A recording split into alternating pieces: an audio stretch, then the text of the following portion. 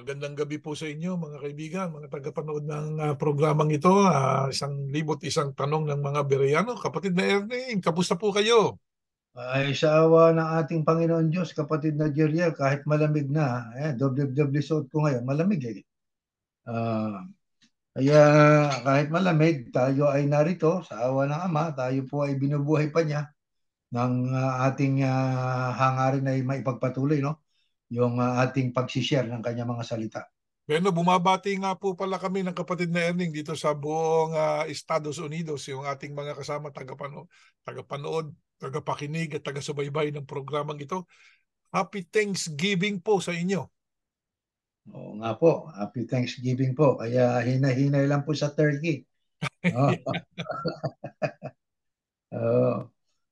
Mayroon tayong dalawang sasagutin na mga tanong sa atin, ano ho, na ito'y napapanahon, lalo pagka tayo tumatanda na. Pero bago natin sasagutin yan, sa magitan po ng Biblia, hindi ko kami sasagot. Babasahin lang po namin ang sagot sa Biblia, tayo magtatanong. Mananalangin po muna tayo, mga mahal na kapatid at mga kaibigan.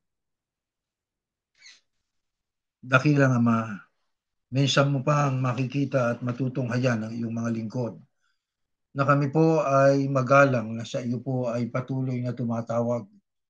Naalayan ka namin ng taus-pusong pasasalamat, Ama, pagkat magpahanggang ngayon ay patuloy mo po na ipinagkakalob sa amin ang pagkakataon para ang mga salita mo ay maipahayag sa aming kapwa sa pamamagitan po ng ginagamit naming teknolohiya. Panginoon Diyos, bago ang lahat, inihiling po namin na sana'y mapatawad pa kami sa aming mga pagkakasala at pagkukulang at sa pag-aaral po namin, dakilang Ama, samahan mo po kami pagkalumo po sa amin ang iyong awa, ang iyong patnubay, at loobin ang iyong kalooban ng siyang mahayag, ang makita, ang sampalatayan na naming sama-sama upang kami po ay lalong tumatag, maging mabuti ang aming pananaw, maging makadiyos ang aming pananatili sa buhay na ito, at sa gayon ay madudulutan ka namin ng kaluguran. Maasa po kami na aming tinanggap ang aming pakiusap. Ang lahat ay sa pangalan po ng iyong anak, ang Panginoong Yahushua na aming tagapagligtas. Amen. Magandang gabi po sa inyong muli. Tayo magsisimula ng ating pagsagot.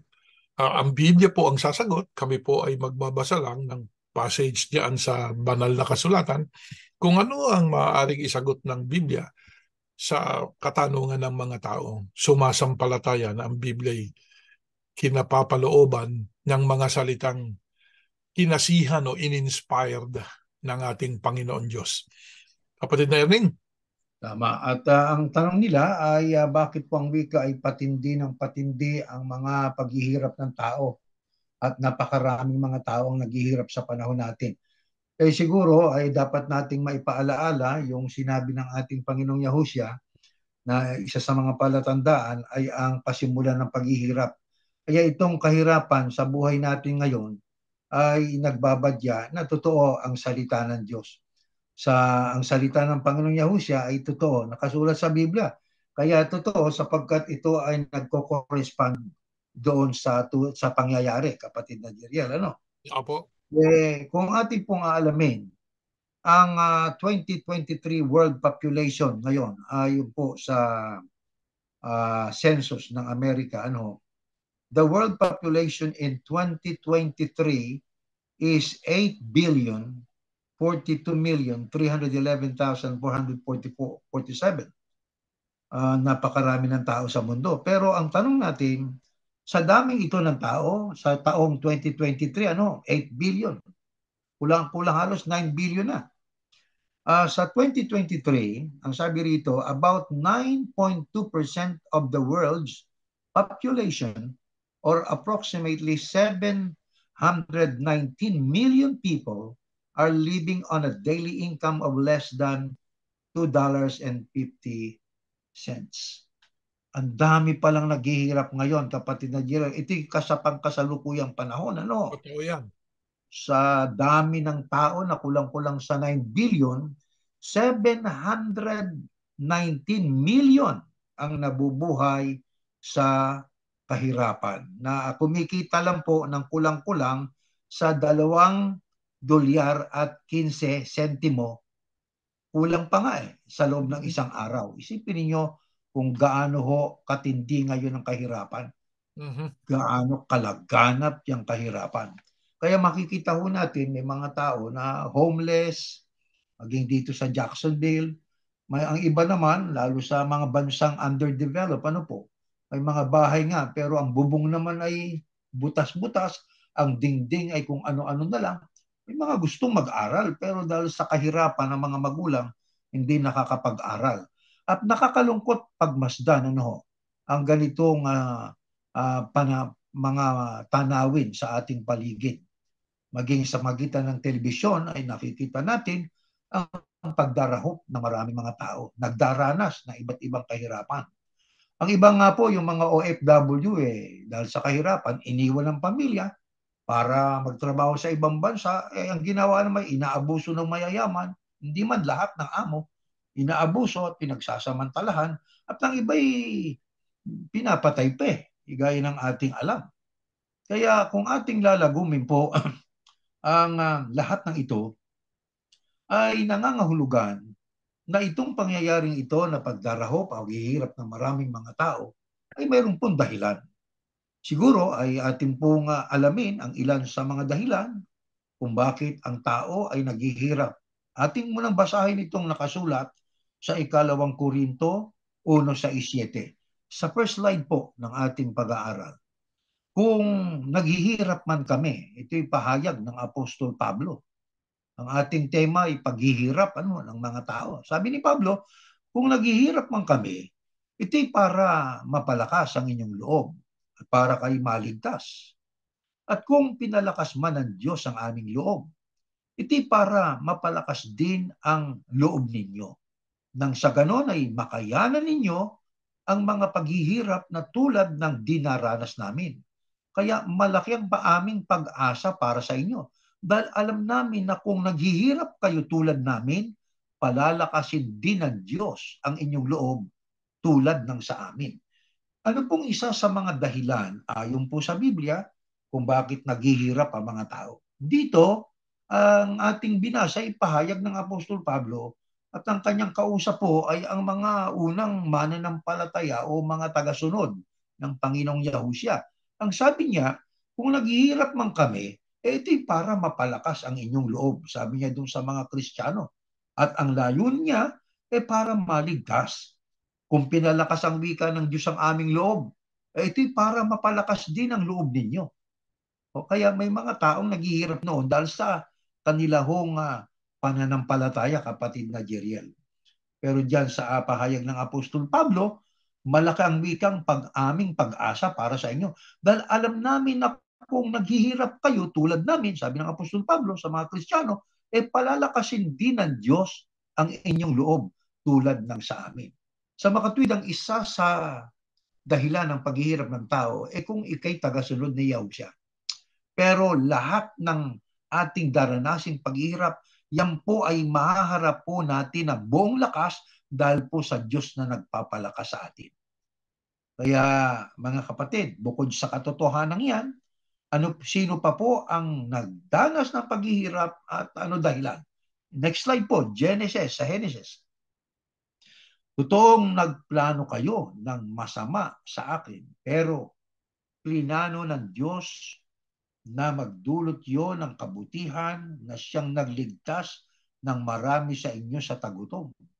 Yan po'y pahayag na lingkod ng Panginoon Diyos na diyan po ay ating mararamdaman na ang kanyang pahayag ay may pagmamalasakit sa mga tao na nagdaranas ng paghihirap. Ng isa na nga po yan ay tagutom. Ang plano ng Panginoon Diyos ay magdulot ng kabutihan, magligtas sa marami sa inyo sa tagutom. Kaya sa panahon po natin ngayon, maging nung panahon una, nagdanas ang mga lingkod ng Diyos ng tagutom. Pero ang kanilang nasa isip ay may mabuting plano ang Diyos sa kanila. Na sila ay iligtas ng Diyos sa tagutom. Kaya maging sa panahon po natin, ay dapat ding maging pananaw natin ay ang Diyos ay hindi magpapabaya. Kapagat ang Diyos po ay ulan sa matuwid at saka sa hindi matuwid. Ano? Siya po ay ika nga nagpapasikap ng araw para sa lahat ng tao. Walang pinipili ang Panginoon Diyos. Kay lingkod ka man niya o hindi, tagasunod ka man niya o hindi, naghihirap ba tayo? Opo. Ang Diyos po hindi ho magpapabaya. Tutulong at tutulong ang Panginoon Diyos. Sino pa po ang naghirap at ano ang dahilan? Ito, next slide. Sa Job 8:12. Sinabi sa kanya ng Panginoon o ni Yahuwah, napansin mo bang lingkod kong si Job? Dito, ang kausap po ng Panginoon Diyos ay si Satanas. Ano? Ang sabi niya kay Satanas, napansin mo bang lingkod kong si Job? Wala siyang katulad sa buong mundo. Matuwid siya at malinis ang pamumuhay. May takot siya sa akin at umiiwas sa kasamaan. Sumagot si Satanas, may takot si Job sa iyo dahil pinagpapala mo siya. Iniingatan mo siya at ang sambahan niya. Pati na ang lahat ng ari-arian niya. Pinagpapala mo ang lahat ng ginagawa niya. Kaya lalong dumarami ang kanyang mga hayop sa buong lupain.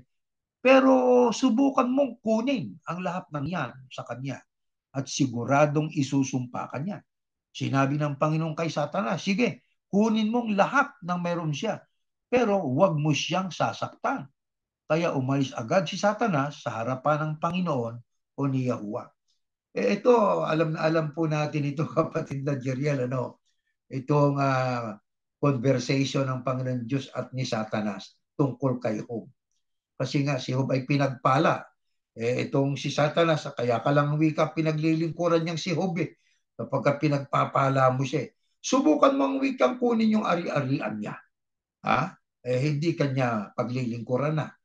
Tiyak na ikay tatalikuran sa ibang salita tatalikuran ka ni Job. Sabi ng Panginoon Diyos sa kanya, sige, subukan mong kunin ang lahat ng yan sa kanya at sigurading isusumpa ka niya. Gaya ng alam po natin, mga kapatid, ay nawala lahat kay Job. Naghirap talaga si Job Sagad, di ba? Kabuhayan niya sa isang iglap nawala. Naghirap siya. Bali ba, nasundan pa lahat ng anak niya ay namatay sa isang sunod-sunod na pagre-report ng katiwala niya. Kaya napakatindi ng kalagayan nitong si Job. Napakahirap ng kanyang kalagayan, emosyonal at sa kanyang pisikal na panglabas na pangangailangan. Naubos Pero alam po natin na si Job ay nanindigan sa panig ng Panginoon Diyos. Sa makatwid, ang isa sa mga dahilan ng paghihirap po ng tao ay dahil sa pagsubok ng Panginoon Diyos. Itong mas matinding paghihirap. Pakinggan po natin. Unang Pedro, next slide. Si Kristo o ang Kristo ang umako sa mga kasalanan natin nang ipako siya sa krus para iwanan na natin ang buhay na makasalanan at mamuhay ng matuwid. Dahil sa mga sugat niya, gumaling tayo. Itong pinakamatinding paghihirap ang dinanas ng Panginoong Yahushua. Dahil po sa lahat ng mga tao. Ang ibig kasi ng Panginoon Diyos, ang lahat ng tao ay mga ligtas. Kaya isinugo niya ang kanyang bugtong na anak.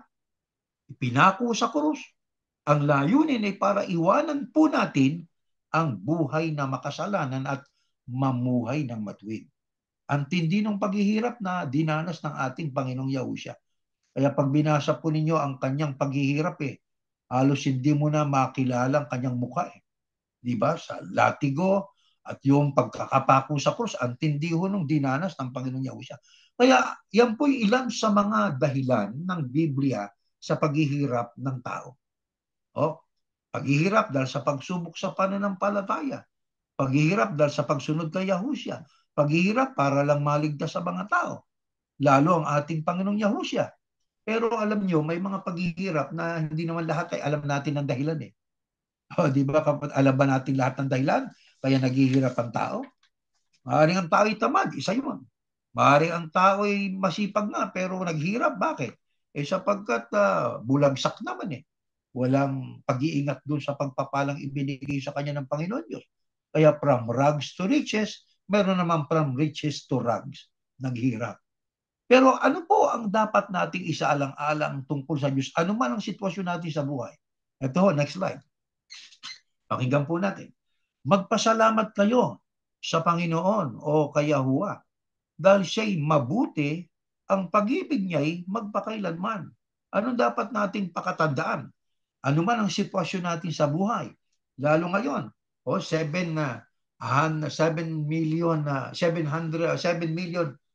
ang mga naghihirap, 700 million ang naghihirap na mga tao, higit pa ron eh. Worldwide po yan. Alam niyo, kung ito'y nadidinig ng ating kapwa na nakakaintindi ng Tagalog, ang dapat nating mailagay sa isipan po natin, ano man ang ating sitwasyon.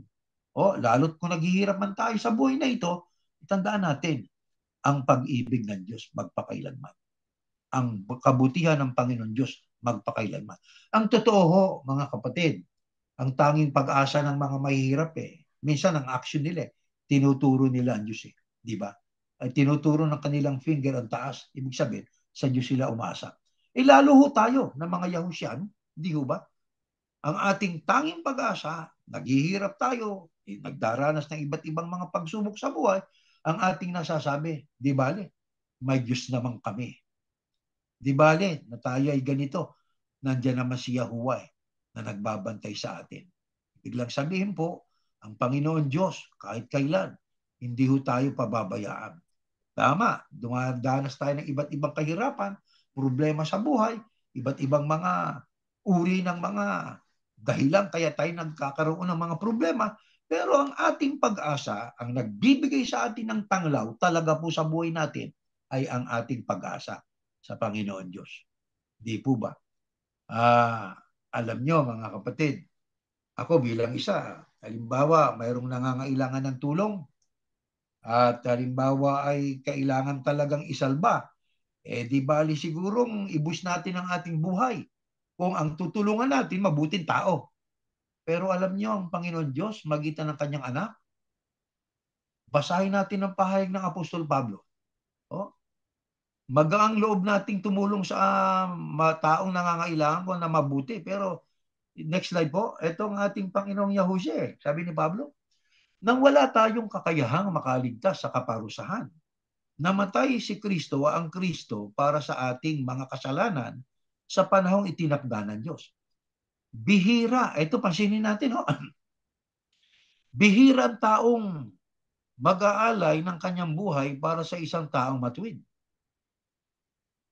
Bihira yon, di ba? Kasi kahit matuwid, pagka ang nakataya po'y buhay ng tao, katulad halimbawa, buhay ng tao nakataya para isalba yung taong mabuti o matuwid, takot pa rin siya sapagkat mahal niya buhay niya, di ba? Kaya sabi ni Pablo, bihirang taong mag-alay ng kanyang buhay para sa isang taong matuwid. Bagamat maaaring mayroong maglakas loob na ibigay ang kanyang buhay para sa isang mabuting tao. Totoo nga naman yon. Kaya may mga iba na dahil po sa kanyang pagtulong sa kanyang kapwa, siyang namatay. Di ba? May mga taong ganun Ito, tuloy natin sa 8, pansinin natin. Pero ipinakita ng Diyos sa atin ang kanyang pag-ibig sa ganitong paraan. Kahit nung tayo'y makasalanan pa, namatay ang Kristo para sa atin. At ngayong itinuring na tayong matuwid sa pamamagitan ng dugo ng Kristo, tiyak na maliligtas tayo sa parusa ng Diyos dahil kay Kristo. Dahil sa Kristo. Dati kaaway tayo ng Diyos dahil sa kasalanan. Pero ngayon, tinanggap na niya tayong mga kaibigan sa pamamagitan ng pagkamatay niyang kanyang anak. At ngayong mayroon na tayong magandang relasyon sa Diyos, tiyak na ililigtas niya tayo sa kaparusahan sa pamamagitan ng buhay ng Kristo. Hindi lang yan, nagagalak tayo sa relasyon natin sa Diyos ngayon dahil sa ginawa ng ating Panginoong Yahushua Kristo, na ibalik na ang magandang relasyon natin sa Diyos dahil sa Kanya. Alam niyo mga kapatid, ang mamatay dahil sa taong matuwid, minsan tayo po ay hesitante pa Bakit? Mahal natin ang buhay natin Pero may ibang mga tao na naglalakas loob para tumulong sa taong mabuti. Kaya yung iba namamatay, napapatay. Imbis na ingatan ng buhay, minsan ay dahil sa bugso ng damdamin, tutulungan ko to, mabuting tao ito. Ayun. Kaya tayo minsan nadidisgrasya, may mga taong ganun eh. Pero alam niyo ang Panginoon Diyos, katulad ng alam po ng marami, ang pag-ibig ng Diyos sa atin ay napakadakila ho. Isipin ninyo, ang anak niyang matuwid ay namatay para sa mga taong hindi matuwid.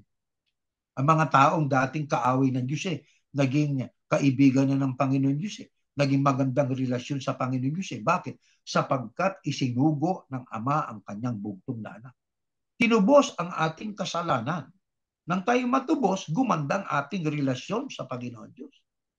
Kaya sabi diyan sa huli ng talatang 11, sa versikulo 11, naibalik na ang magandang relasyon natin sa Diyos dahil sa Kanya. Kaya napakadakila po ng pag-ibig ng Diyos sa atin. Kaya tatandaan po natin, mga mahal na kapatid, ang ginawa ng Panginoon Diyos ay ipinakikita sa atin ang kahalagahan po ng pag-ibig niya sa atin. Yung pag-ibig na yon ang nagpapalakas ng loob ng mga mahihirap, lalo na ng mga mahihirap na tagasunod ng ating Panginoong Yahushua. Di ho ba, mga kapatid? Kaya na-restored yung ating magandang relasyon sa Panginoon. Kaya ang dapat nating tatandaan, mga kapatid, ay yung ating Panginoong Yahushua, ay dapat nating tandaan na isinugo ng Ama para ipadama sa atin na mahal tayo ng Diyos. Na pag nararamdaman natin na parang bang nag-iisa na lang tayo sa mundo, tumingala tayo sa Panginoon Diyos at ang Diyos ay nandoon lagi para tayo ay Kanyang sagutin sa ating mga panalangin. Isipin ninyo ang dinanas ng ating Panginoong Yahushua para lang sa atin. Kaya yun ang dapat maging inspirasyon natin, mga kapatid at mga kaibigan. Dahil sa tayo tinubos, yung iglesyang kay Yahushua, tinubos. Ano ngayon ang kabilin-bilinan sa atin? Next slide po. Unang Pedro.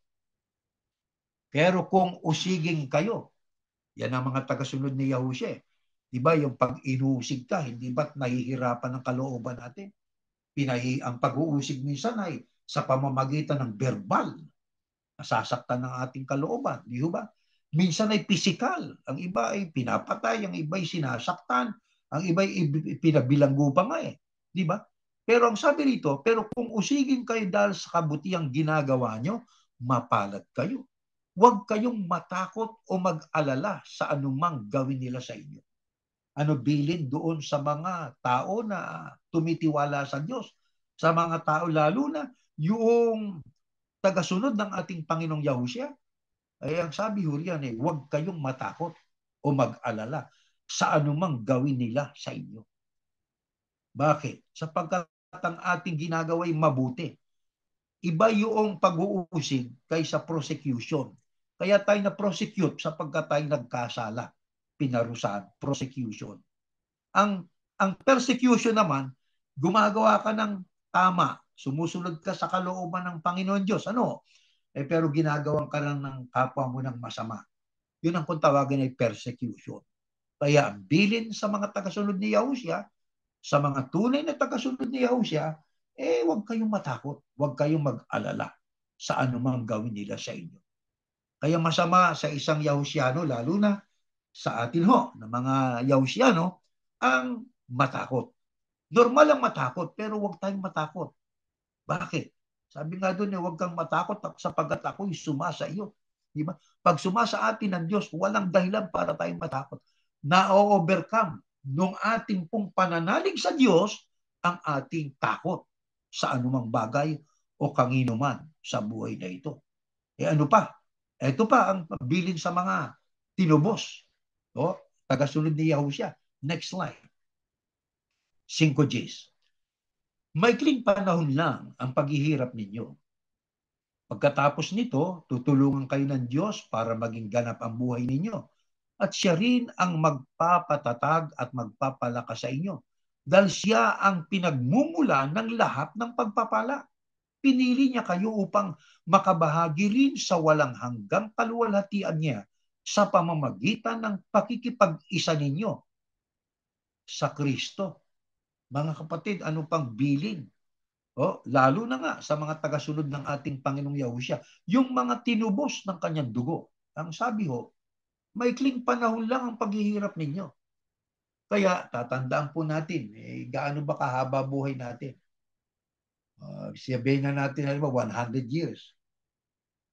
Mula nung tayo ipanganak, hindi na sabihin na natin, 100 years ka nagbuhay. Naghirap ka ng 100 years. Para po sa Diyos maikli lang yun Para sa mga ikukumpara sa darating na biyayang matatanggap natin, baliwala yun. Kaya ang sabi ni Pedro, maikling panahon lang ang paghihirap nyo. Anong kasunod? Pagkatapos nito ang wika, tutulungan kayo ng Diyos. Ano layunin? Para maging ganap ang buhay natin. Kasi ang buhay natin ito, hindi naman ito ang tunay na buhay Hindi itong ganap, hindi ito ang tunay na buhay Ang buhay na ito, maghihirap ito Ang buhay na ito, may hangganan ito Ang buhay na ito, nalulungkot ito, nagkakasakit ito. Di ba?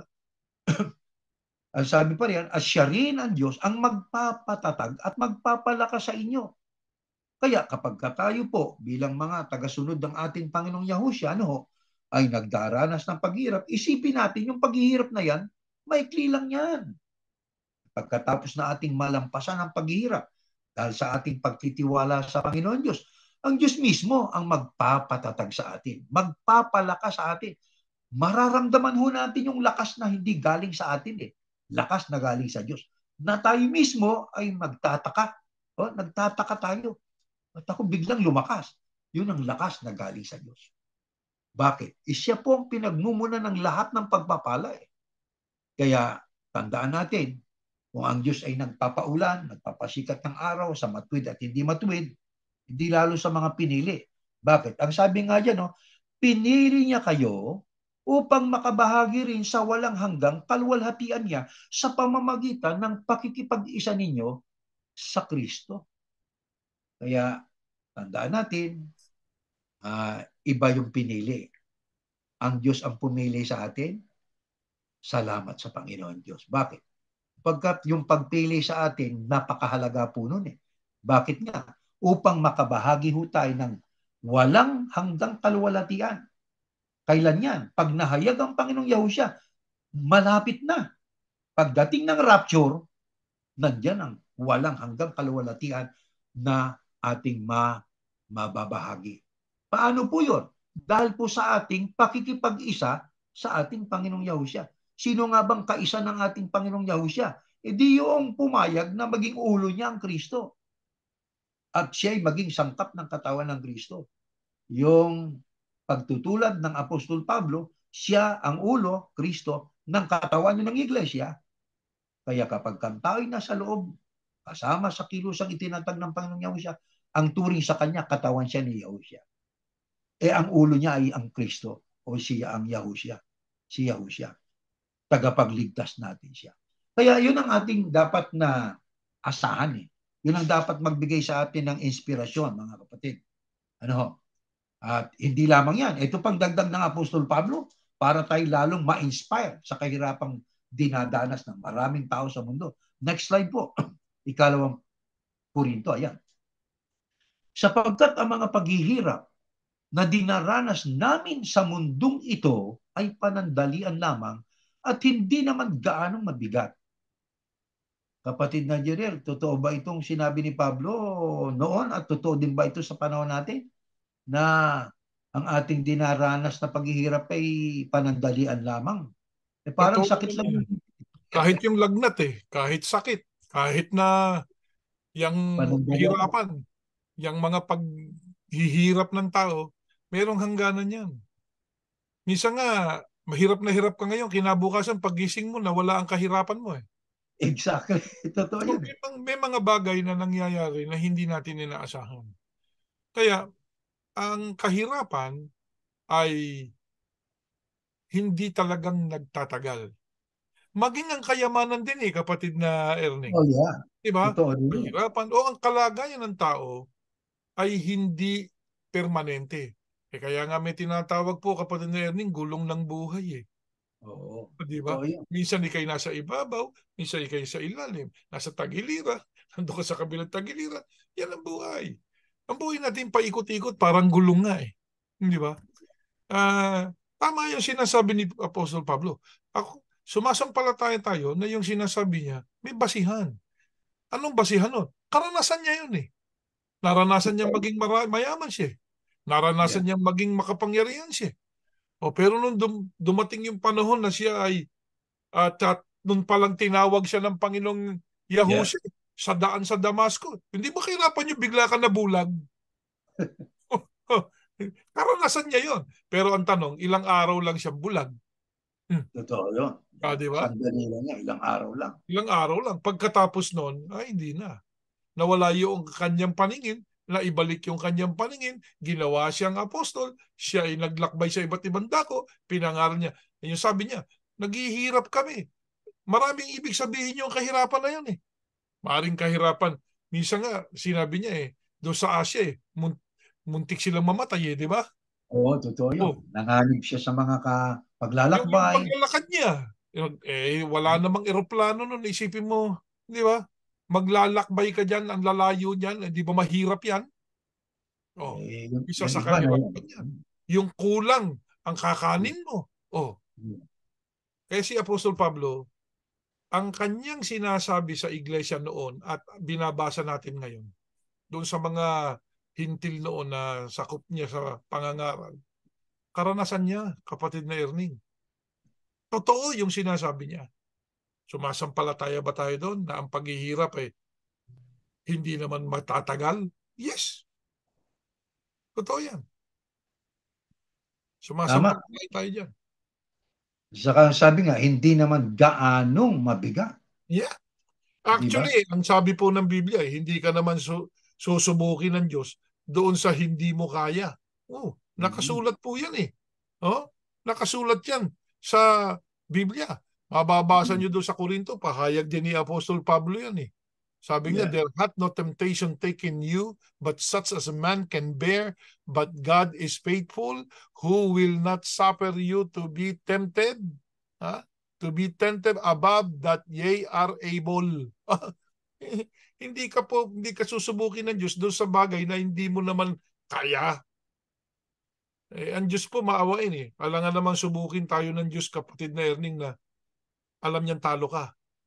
Di ba? Yeah.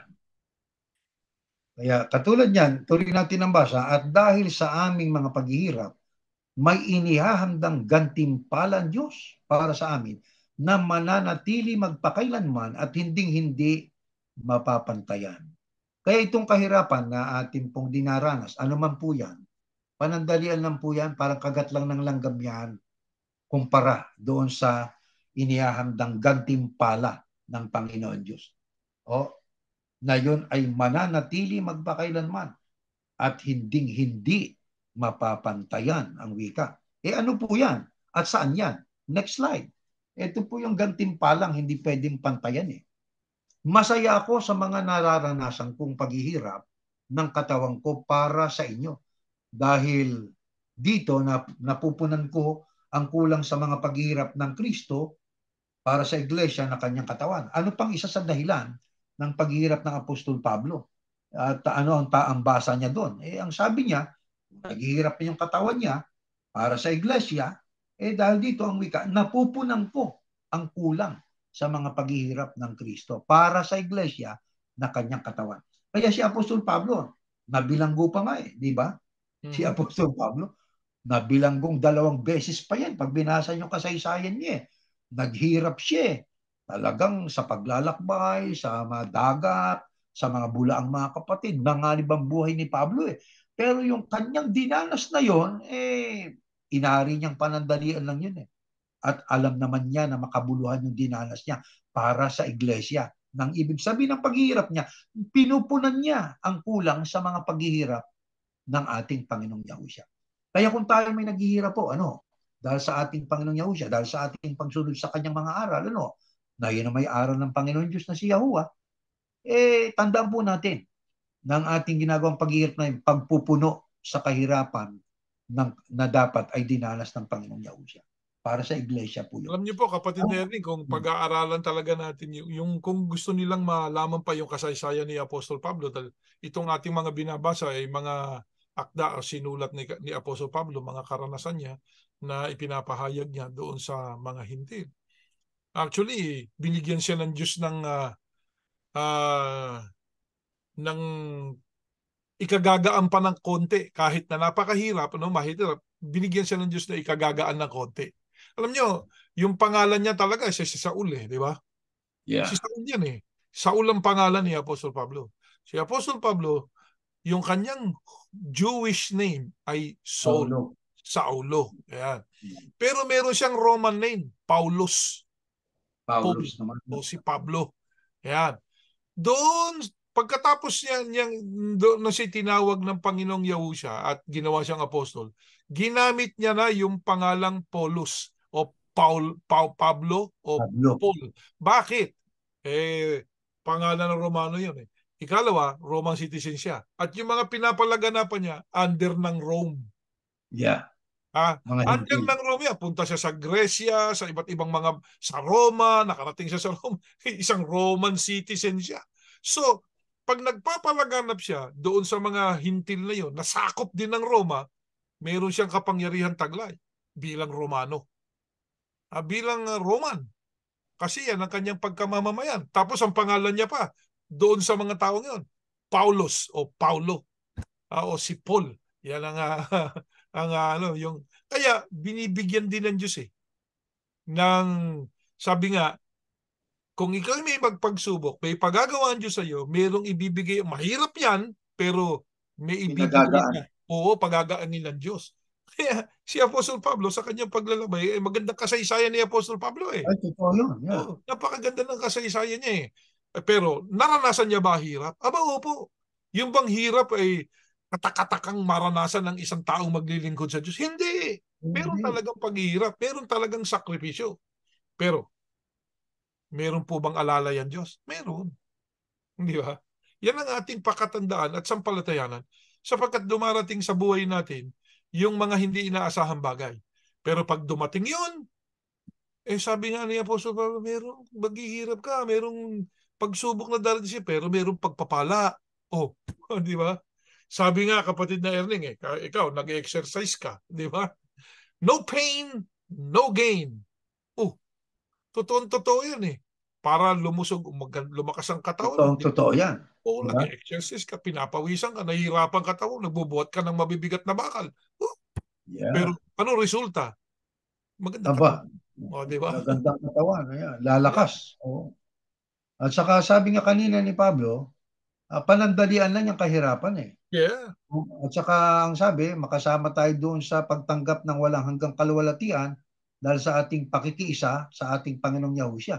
Ano Yes. yung kaluwalhatian na yun? Hindi pwedeng pantayan. Next slide po. Ito. Pakinggan po natin. Papahirin niya ang mga luha sa kanilang mga mata. Halata mong galing sa kahirapan Mm-hmm. Bagat ang tao, iba't iba dahilan ng pagluha di ba? Yeah. Lalo naghihirap dahil sa naglulumuluha dahil sa kahirapan. Ang sabi, papahirin niya ang mga luha sa kanilang mga mata. Wala ng kamatayan, kalungkutan, iyakan o sakit, sapagkat lumipas na ang dating kalagayan. Ang tinutukoy po na kaluwalhati ang mahayag, una, pagdating ng Panginoong Yahushua sa rapture. Yeah. Doon pa lang, mararanasan na natin yung kaluwalhatian na yun Yeah. lalo pagdating na doon sa permanenteng tahanan Mm-hmm. na makakasama na natin ang Panginoong Yahuwah. Wala Lantay nang na ginto. kamatayan. Sabi nga, yung ang ni-rapture pag wala nang kamatayan niya, pag rapture na isang kisap mata, papalitan ng katawan mo na walang kamatayan. Ano pa? Walang kalungkutan. Paano ka pa malulungkot? Di ka na nagkakasakit. Di ba? Wala na sakit. Hindi ka na mamamatay. Yung kamatayan isa yan sa pagka ang tao papalapit ng papalapit doon sa kanyang kamatayan, nararamdaman ng tao yun ang kanyang Totoo yun. buhay, iniisip niya, hindi siya masayang-masaya na. Hindi ba? Hindi katulad nung ikaw'y kabataan na ang lahat na halos kasayahan sa iyo. Pero kalungkutan, dumarating sa buhay ng tao yan. Lalo na nga pag nalalapit ka na doon sa kamatayan. O meron kang mahal sa buhay na nawala sa buhay mo. Iiyak ka. Malulungkot ka. Pero dito, sabi diyan, sa pangakong yan, papahirin niya mga luha sa kanilang mga mata. Sino yun? Sino yung hindi naluluha? Ay di yung pinagpala. Hindi po ba, kapatid na Ernie? Yung Tama. binigyan ng gantimpala, hindi ka naluluha. Isa sa gantimpala yun, kapatid na Ernie. Hindi ka naluluha. Hindi ka na mamamatay. Hindi ka na malulungkot. Bakit? Yung mga bagay no dating kalagayan mo, lumipas na lahat yan. Itong nararanasan natin sa mundo, lipas na lahat ito. Mawala na lahat ito. Kaya sige lang, maglingkod lang po tayo. Ano ho? Sa Tama. kabila ng kahirapan sa buhay na ito, huwag tayong panawan ng pag-asa. Lalo tayo na sumasampalataya sa ating Panginoon Diyos at sa ating Panginoong Yahusya. Tama. Sagutin po natin yung isa pangalawang sa magitan ng Biblia, ano? Yung pangalawang tanong ng ating mga kaibigan na hindi ba ang wika pagka kayo ay nagpapadoktor, para niyong tinatawaran na magagawa ng Diyos sa inyo. Mhm. O parang ganun eh. O di ba? Kasi may ibang mga tao tayong nakakausap na ang sabi nila, pagka ikaw ang wika ay pumunta sa manggagamot, para mong pinatutunayan, kulang ka ng pananampalataya sa Diyos. Tama. Para mong hinahadlangan yung spiritual na energy na galing sa Diyos na siyang gagamot sa iyo. Kaya, Ngayon, kapatid na Jeriel, mga may mga filosofiya tao ng doon. tao yan eh. Ang Oo, kalimitang nagsasabi niyan, yung mga taong kulang sa kaalaman sa tama. salita ng Diyos. Yun ang number one. Ngayon, kung sa kanila ay buo na yung kaalaman nila at sinasabi, yan ang paniniwala nila, ginagalang namin yan. Di ba? Pero yung sabihin nila sa atin na tinatawaran natin ang kakayahan ng Diyos pag nagpapagamot tayo, pag pupunta tayo sa manggagamot, medyo you cross the line. So sasagutin natin yan. Di ba? Yeah. Ano sagot natin yan? Well, ako, sa ganang akin, bibigyan natin sila ng isang halimbawang practical. Mhm. Halimbawa, nasiraan ka ng engine sa kalsada. Ngayon, tumirik, hindi na umandar. Uh, Titigil ka lang ba doon? Sasabihin mo, aasa ako sa Diyos. Ang problema ng aking engine, gagawin ng Diyos to.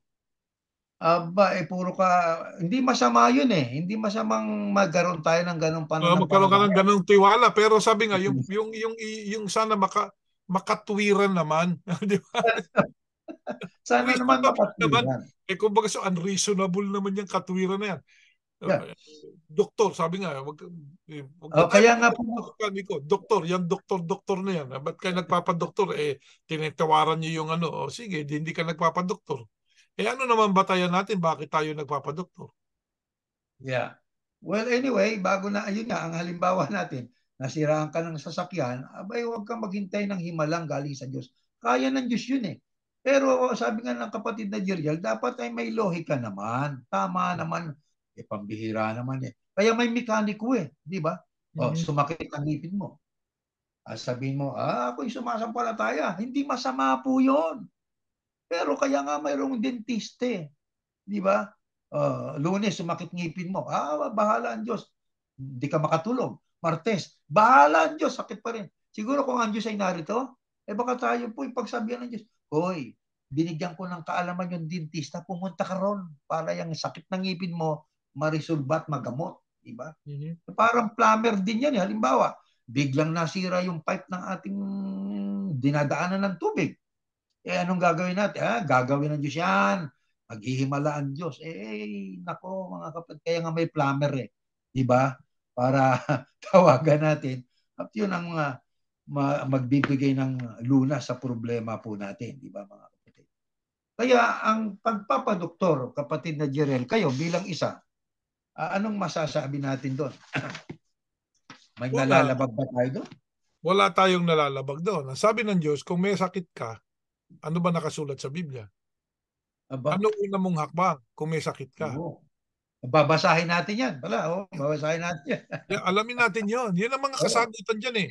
Yeah. Kasi matandang tugtugi na rin yan eh. Ang mga Yeah, dati na katanungan yan. na yan ng mga tao Oo. na merong mga tao kasing hindi natin alam. Ano ba kini-question mo? Ako o kini-question mo ang kapangyarihan ng Diyos? O bakit pinalago ng Diyos ang kaalaman ng tao? Yan ang una. Yan ang dapat malaman din ng Okay? tao. Bakit Oo. pinahintulot ng Diyos lumago ang kaalaman ng tao? Maaring hindi kayong taong yon. Di ba? Yung ibang tao, Pag sinabi kasi pinalago ng Diyos ang kaalaman ng tao, hindi ibig sabihin isang tao lang ang nag-imbento ng lahat. No? Pinalago ng Diyos ang kaalaman natin bilang mga tao. Puro purpose. Tama. Ano yung purpose na yun? Oh. Noong araw, nung hindi pa masyadong malago ang kaalaman ng tao, okay? Pag nagkakasakit ka, lalo na nga kung plague, no? Yung meron tinatawag na bubonic plague o kaya yung fever, no? Yung Spanish flu. Hindi magamot-gamot nung araw yun eh. Di ba? Yeah. Hindi magamot nung araw yun eh. Pero nung lumago ka naman ng tao, naka-imbento tayo ng ipanglalaban doon sa sakit na yun. So para gumaling ka, para mabuhay ka. Oh, meron kasi po kapatid na Erning na relihiyon, no? Na gusto nila ipagpasa Diyos lahat. Hindi sila naniniwala doon sa blood transfusion. Meron ganon. Yeah. Oh, meron ganong religion eh. Ngayon, dito po sa Amerika, kung naka-ready kang magpakulong, okay, yan ang pananampalataya mo, di practicein mo yan, di ba? Meron kang anak, o pagkatapos dahil sa pananampalataya mo, ay ayaw mo ng blood transfusion, bawal yun kamo, nangangailangan yung anak mo ng blood transfusion, ang ginawa mo, hindi, labag sa religion ko yan eh. Humanda kang makulong ka. Di ba? Yan lang yan eh. So, yan mo. Kung talaga bang mananampalataya ka dyan, go ahead. Go ahead. Go that way. Go that, sabi nga, avenue. Pero kami po, hindi kami pupunta sa ganong avenue. May dahilan din kami. Bakit kami kumukonsulta sa manggagamot? Pero merong system. Sabi nga, may system ang Diyos bago kami kumonsulta dyan. So, kailangan alam muna natin yun. Yan. Ngayon, alamin po natin, nung panahong una, kapatid na Jeriel, meron bang sistema ng treatment pagdating sa medical aspect? Pakibasa natin to, kapatid. Next slide. Ayan. Mm-hmm. From the bottom of your feet to the top of your head, every part of your body has wounds, cuts, and open sores. You have not taken care of them. Your wounds have not been cleaned and bandaged.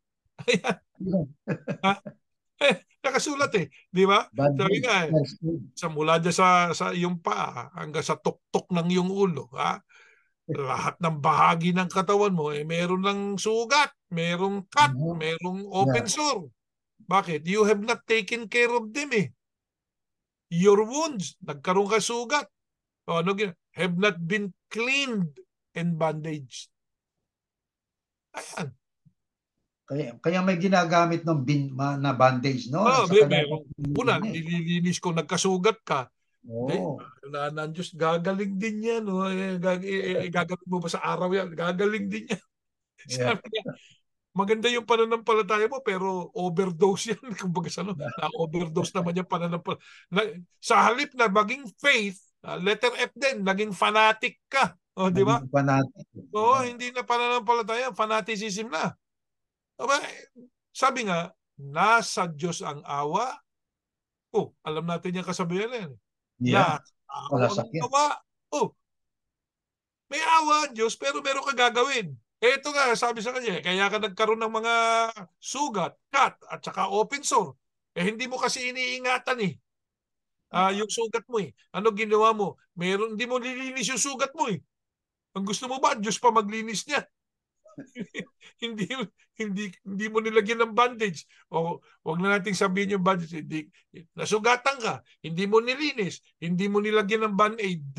Di band-aid eh. Sa panahon natin ngayon eh. Nangyari. O di natin, tanong ka tuloy. Di ba? Yeah.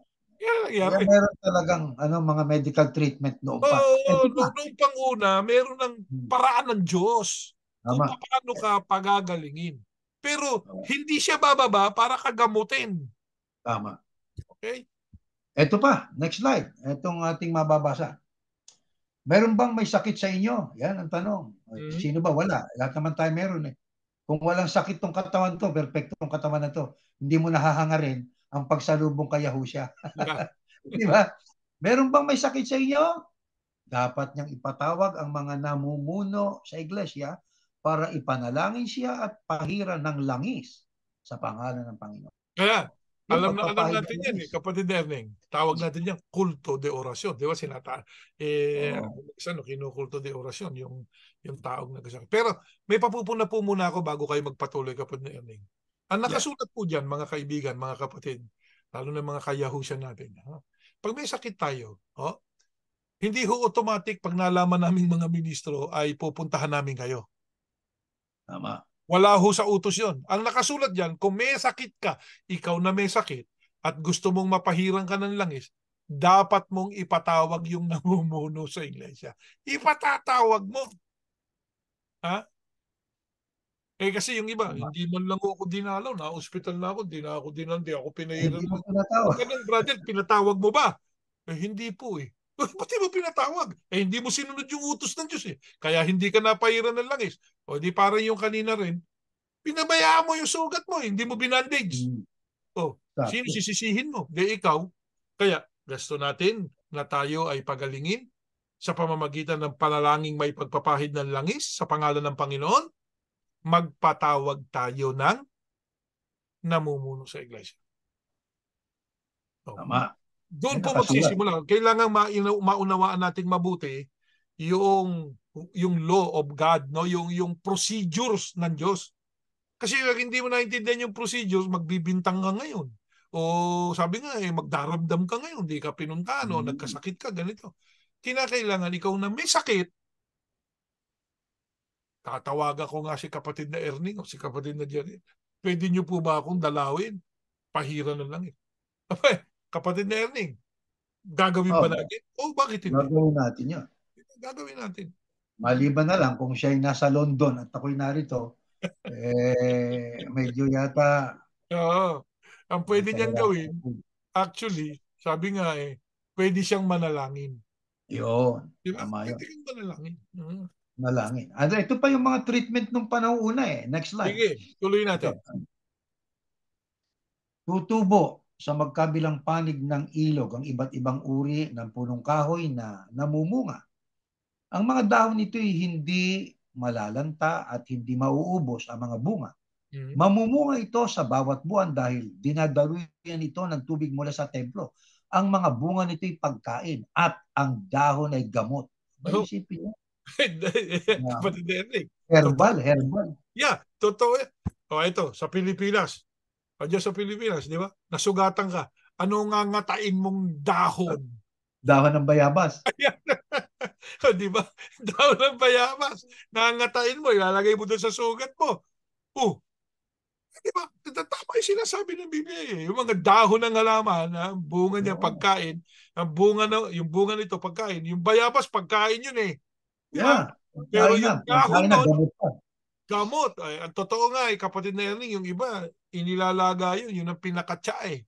Yung dahon Iniinom. ng bayabas eh. Di ba? Dahon. Hindi lang yan, may Ito iba yun. pang dahon niya yung nga sa Pilipinas, mayroong tinatawag na pito-pito, di ba? Pitong Oo. klaseng dahon. Totoo yan eh. Kasi biblical po yan. Yan ang procedures ng Diyos. No po? Pag nagkakasakit ang tao. Hmm. At saka ang karamihan naman sa mga kapsula na pinagsama-sama, galing din naman sa mga dahon-dahon yan eh. O, Ang di ba? totoo, saan po ba nanggagaling ang ating mga medisina? Hindi ba sa mga halaman? Saan Halaman. nire-research yan? Ang kalimitang research niya, kapatid na Ernie, dyan sa Amazon. Hindi Oo, ho yung yan. Amazon na tindahan ha, yung Yan. Amazon jungle. Sa Amazon jungle, Sa naroroon. jungle. Yung mga nagpupunta doon yung mga scientist, tinitignan yung mga gamot. Minsan pinanonood nila yung mga katutubo doon, tinitignan nila kung ano yung ginagamot. Kasi isipin nyo kapatid na Erning, ang layo sa sibilisasyon ng mga tribo dyan sa Amazon. Oo. Ha? Pero nabubuhay Kasurvive. sila. Nagkakasakit, gumagaling. Ano ginagamit? Yung mga dahon. Yeah. Di ba? Maging yung mga katutubo sa Pilipinas, kapatid na Jeriel, Mhm. ay ganun din ang ginagawa nila. Lumawig pa mga buhay nila eh. Wala naman silang doktor. Isipin nyo Mhm. kung sistema nila. Pero sabi nga, meron silang tinatawag kapatid na Erning. Sa atin kasi doktor ang tawag natin eh. Sa kanila, healer. Meron silang mga Oo. ganun eh, mga matatandang healer, 'di ba? Yeah. Kahit yung mga Indian, merong spiritual healer, meron silang healers. Tama. Merong mga sa bawat grupo, merong isang pinagkakalooban ng Diyos ng katalinuhan para gumaling ang karamdaman. Ito pang sistema ng ginagamit noon. Ito, next slide pa. Lucas, ayan. Nilapitan niyang lalaki, hinugasan ng alak ang sugat, binuhusan ng langis at saka binendahan. Pagkatapos isinakay niyang tao sa sinasakyan niyang hayop, dinala sa bahay panuluyan at inalagaan doon. Ito yung isa sa tagpo na tinuro sa atin ng Biblia, na pag-aralan na po natin yan. Hahaba lang tayo. Kaya ang atin lang kukunin dyan, dilapitan niyang lalaki, hinugasan ng alak ang sugat, binuhusan ng langis. At yung mabuting Samaritano yan. Yeah. Binigyan. Sa makapit ng isa pa sa gamot, alak, kapatid Yeah. na Jerry. Oh. Alam nyo, yung alak, may mga pakinabang dyan eh. Sabi nga kung masakit ang tiyan mo, minom ka ng konting alak. Huwag sobra, kasi pag sobra malalasing ka eh. Ngayon, meron isang religion, yung pinanggalingan nating religion, nakakatawa di ba? Ano sinasabi? Para hindi ka anya malasing, huwag kang iinom ng alak. Binawal yung pag-inom. At actually, naging isang napakasamang, yung nakakita lang ng bote ng alak, napakasama na sa paningin nila nun. Ano ngayon to? Pinanghuga sa sugat, alak. Masama ba yan? Masama ba yung alak? Hindi. Masama yung inabuso mo yung alak. Hindi ba? Tama. Dapat natin maunawaan niya. Kaya, yung alak, kasi alcohol po yan, kapatid na Ernie. Yeah.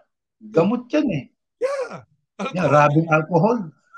Meron tinatawag na ano yan, yung tawag dito, yung may yung bacterial agent, di ba? Yeah. May antibacterial agent yan eh. Yang alak kasi alcohol yan. Fermented, naging alcohol. So yung alcohol, kahit saan naman eh. Kapag may gamot, pagka ikaw inuubo, ano ba iniinom mo? Gamot sa ubo. May alcohol o wala? Merong alcohol na content yun. May alcohol content yun eh. Kaya lang, hindi alak. Ang pinasama kasi yung pangalang alak. Di ba? Yeah. Yung pangalang alak, pinasasama ng ibang reliyon eh. Pero ang totoo, ang sinasabi, huwag kang maglalasing. Hindi, para nga hindi ka malasing eh. Sabi nila, kapatid na rin, para nga hindi ka malasing eh. Huwag kang uminom. Kasi kasalanan din ka ako, brother, yung yung matakaw ka. O di para hindi ka nakakain. Pareho lang yung argumento mo eh. Yeah. Kaya yung inaargumento sa atin, ito yung mga sinasabi ng Biblia na mga procedure para kung ikay nagkasugat, ikay nagkasakit, nagkaroon ka ng sore, o anumang karamdaman yan, meron kang gagawin. Ito pang next slide. Ito pa. Babasahin natin. Wala na bang gamot sa Gilead? Yan pa. Wala na bang manggagamot doon? Ayan pa.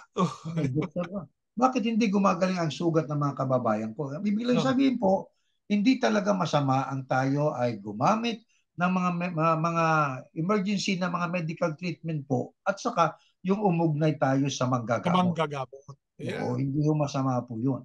Anong isa sa mga istorya sa Biblia kaugnay ng taong nagkaroon ng mabigat na karamdaman? Pakibasa po natin to, kapatid na Jerry. Ito. Sa Marcos. Next slide. Kinukumusta rin kayo ni Lucas, ang minamahal nating doktor at ni Demas.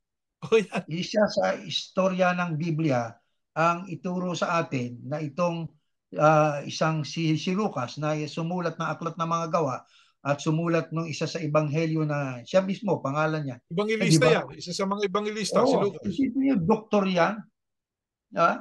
Yan ay isang doktor sa makatwid. Kung masama ang doktor, siguro, puro na lang mangingisda ang tinawag na para maging katuwang ng Panginoong Yahushua, no? Di ba? Pero doktor si Lucas. At paano pinakita ng Biblia ang kahalagahan po ng manggagamot? Ito sa istorya, no? Sa Marcos. Pakibasa nga natin ito. Ito po nakasulat sa next slide. Ayan. May isang babae roon na 12 taon nang dinudugo. Haba niya, 12 taon nang dinudugo. Maraming hirap ang dinanas niya sa kabila ng pagpapagamot sa iba't ibang doktor. Pagamot sa iba't ibang doktor yan. Naubos na niya ang lahat ng ari-arian niya sa pagpapagamot. Pero sa halip na gumaling ay lalo pang lumala ang kanyang sakit. Nabalitaan niya ang mga himalang ginawa ni Yahushua. Kaya nakipagsiksikan siya sa mga tao upang mahipo man lang ang damit ni Yahushua. Naisip kasi ng babae, Mahipo ko lang ang damit niya, dagaling ako. Nang mahipo nga niya ang damit ni Yahusha, biglang tumigil ang kanyang pagdurugo at naramdaman niyang magaling na siya. Agad namang naramdaman ni Yahusha na may kapangyarihan na lumabas sa kanya. Kaya lumingon siya at nagtanong, sino umipo sa damit ko? Ito po yung isang kasaysayan ng isang babae na 12 yun na binasa namin sa inyo. May sakit siya, no? Yeah. Ang dami ng doktor, hindi napapagaling ng doktor eh. Lalo pang lumala eh. Hmm. Wala. So, pero hindi masama yung papagamot siya sa doktor eh. Di ba? Iba't ibang doktor eh. Ibang doktor yung pinapagamutan niya eh. O isipin mo, kung wala yung pinagpapagamutan niya, sabi nga, lumala ng lumala, pero yung pananampalataya niya, ano ginawa? Ayan, yan ang isa dyan. Yeah. Kapatid Erning, ano ang kinukuha natin dito sa kasaysayang ito?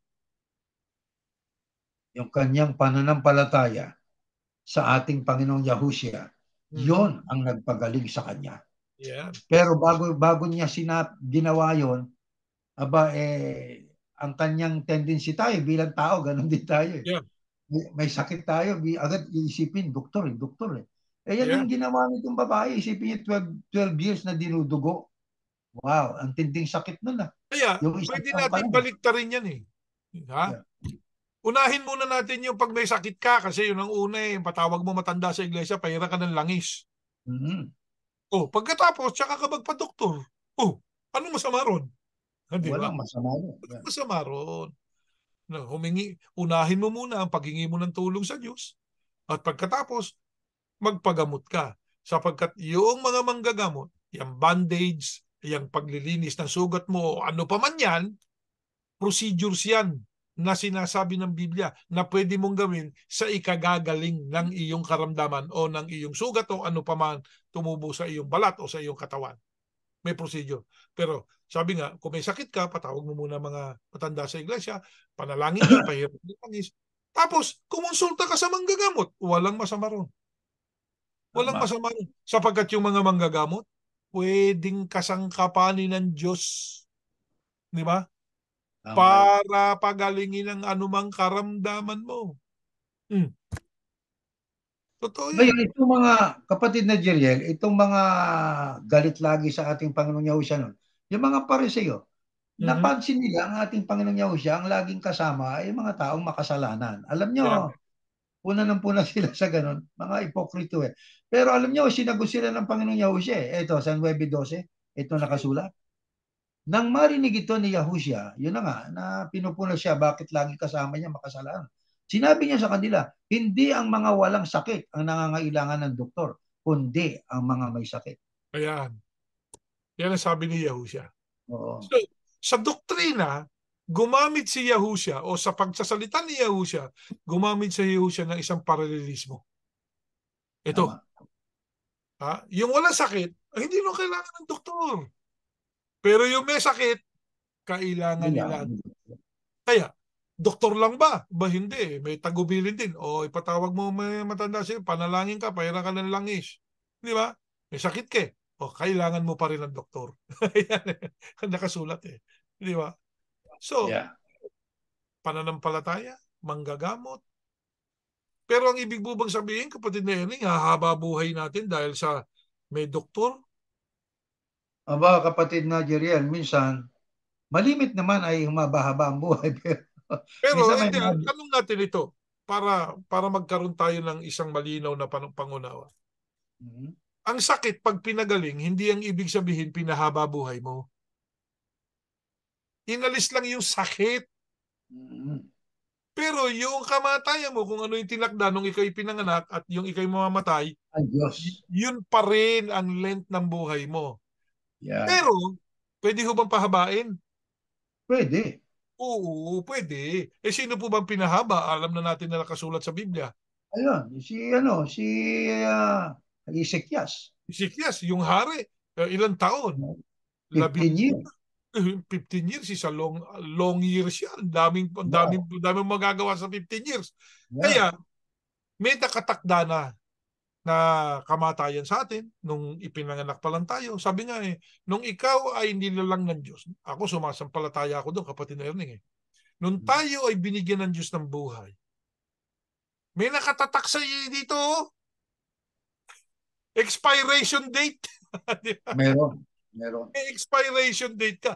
Pero, pwedeng palitan nino yun. Na Diyos. Diyos yun. Siya lang pwedeng magbago nun eh. Kaya yung sakit, ano po, sabi nga, maraming tao, walang sakit, pero patay na. Malusog na lusog, patay na eh. Pero Oo. meron naman tao, katakot-takot ang May sakit, sakit. buhay pa. Buhay pa. Diba? Oo. Kaya, ang ating pinag-aaralan, ano po, yung sakit, pag nagkaroon ka ng sakit, manalangin ka, pahinga ka ng langis, at magpagamot ka. Pero hindi pa hahabain nun ng buhay mo, kundi maaalis yung ano po, kapatid Erning. Yung sakit. Yung sakit. Halimbawa, ito, masakit ito. Kung masakit yung Oo. kasukasuan ko, Yeah. anong isa sa gamot dyan? Magpahilot ka, di ba? Oh. Maraming sistema. Pagkatapos mo ng hilot, masarap ang pakiramdam mo. O, di nawala yung sakit. O, di ba? O, alam ba, masakit ng ngipin mo. Punta ka sa dentista. Binigyan ka ng gamot. Ayaw maalis. O, talagang kailangan ng bunutin. Binunot. Natanggal na yung sakit. O, sumasakit pa ba? Hindi na po. Wala na. Bakit? Wala na yung ngipin mo eh. Di ba? Kaya mga kapatid, tatandaan lang po natin Mhm. na sa ating pong paglalakbay sa buhay na ito, hindi ho ito perfectong katawan eh. Okay. Corruptible po ito eh. Yeah. Mabubulok po ito kaya magkakasakit. Mhm. Pero tatandaan po natin na ang mga ginagamit nating mga gamot, wag nating ilagak doon ang isip natin. Hindi. O, kanino natin dapat ilagak? Ito, next slide. Ito. Wag sa dahon ha. Mhm. Mayroon bang dumaranas ng paghihirap sa inyo? Dapat siyang manalangin sa Diyos. Ayun. Mhm. Mayroon bang masaya sa inyo? Dapat siyang umawit ng mga papuri. May mga ninanais kayo pero hindi niyo makamtan. Kaya handa kayong pumatay dahil dito. May mga gusto kayong makuha kapag hindi ito nangyari. Nag-aaway-away kayo. Hindi niyo nakakamtan ang mga ninanais ninyo dahil hindi kayo humihingi sa Diyos. Kaya higit sa lahat po, ang ating pong dapat gawin ay ang manalangin sa pinagmula ng lahat ng bagay. Ang nagbigay sa atin ng buhay ay ang Diyos. Dumating ang karamdaman sa katawang ito, manalangin sa nagbigay ng buhay. Kung yung buhay na ibigay, yung sakit hindi pa kayang alisin. Kaya wag nating ilagak sa alak. Wag nating ilagak sa dahon. Baka naman Yeah. sa dahon na, naku, may sakit siya. Pupunta agad dun sa puno ng bayabasan. Dumanalangin ka sa Diyos, ang sabi ng Biblia. Yeah. Oo. Masaya ka ba? Umawit ka ng papuri sa Panginoon Diyos. Dumaranas ka ba ng paghirap? Manalangin sa Panginoon Diyos. Yan ang kailangan po natin. Ito po, Pero, kapatid Erning, maging yung pagpapahid ng langis, baka naman sa langis napunta yung pananalig bakit mo mo eh. lang? Ay, At naku, saka, sa langis na napunta, okay, napunta doon sa manalangin. pananalangin. Actually, ang nakasulat sa Biblia, are you sick? Ask the elders of the church to come and rub oil on you in the name of the Lord and pray for you. If such a prayer is offered in faith, it will heal anyone who is sick. Ayun, yung panalangin ginawa sa pananampalataya. Wala kang pagdududa. Hindi gagaling ka. Kaya kahit wag ilagak doon sa dahon. Saan pa? Wag ilagak doon sa Alak. bandage. Wag ilagak Hindi doon sa doktor. Ha? sa doktor. Ano Sa pa yung sabi niyo nanalangin. kanina? Ha? Sa Diyos manalangin. Sa Diyos Oo. talaga. Ilagak mo sa Diyos ang iyong inaing. Hindi doon sa langis kundi doon sa pananampalataya mo. Yeah. Pagagalingin kanino. Sa Diyos nakalagak ang lahat. Ayan po, yan ang ating sagot doon sa Yeah. nagsasabi. Pero ano ang ating dapat isaalang-alang pa kapatid na Jeriel pagka tayo nananalangin sa Diyos? Ito, next slide. 55, babasahin natin. Sinabi ng Panginoon o ni Yahuwah, ang pag-iisip ko ay hindi katulad ng pag-iisip ninyo. At ang pamamaraan ko ay hindi katulad ng pamamaraan ninyo. Kung gaano kalayong langit sa lupa, ganun din kalayo ang aking pamamaraan at pag-iisip kaysa sa inyo. Yeah. Mga kapatid, ano ang nasa isip ng may sakit pag lumalapit sa Diyos? Pagalingin siya, pagalingin siya, pagalingin siya. Iba isip ng Diyos sa isip natin. Iba paraan ng Diyos sa paraan natin. Nanalangin ka sa Diyos, bahala ang Diyos. Pagalingin tayo, hindi. Bahala ang Panginoon Diyos. Siyang magpapasya Huwag nating pangunahan ng Diyos. Ama, pagalingin mo ako. Aba, inuutusan mo pang Panginoon Diyos eh. O di ba, may mga ganun eh. Dalangin ka, Ama, Lalo, kung hirap-hirap. maaari, gumaling ang Oo, karamdaman ko. Pero wag ang ayon sa kalooban. Yung panalangin ng tama, Yahushua. Ni Yahushua, wag ayon sa kalooban ko, kundi yung ayon sa kalooban mo. Hindi ba? tama. Yun ang ating, gaano natin iginagalang ang Diyos. Ano po?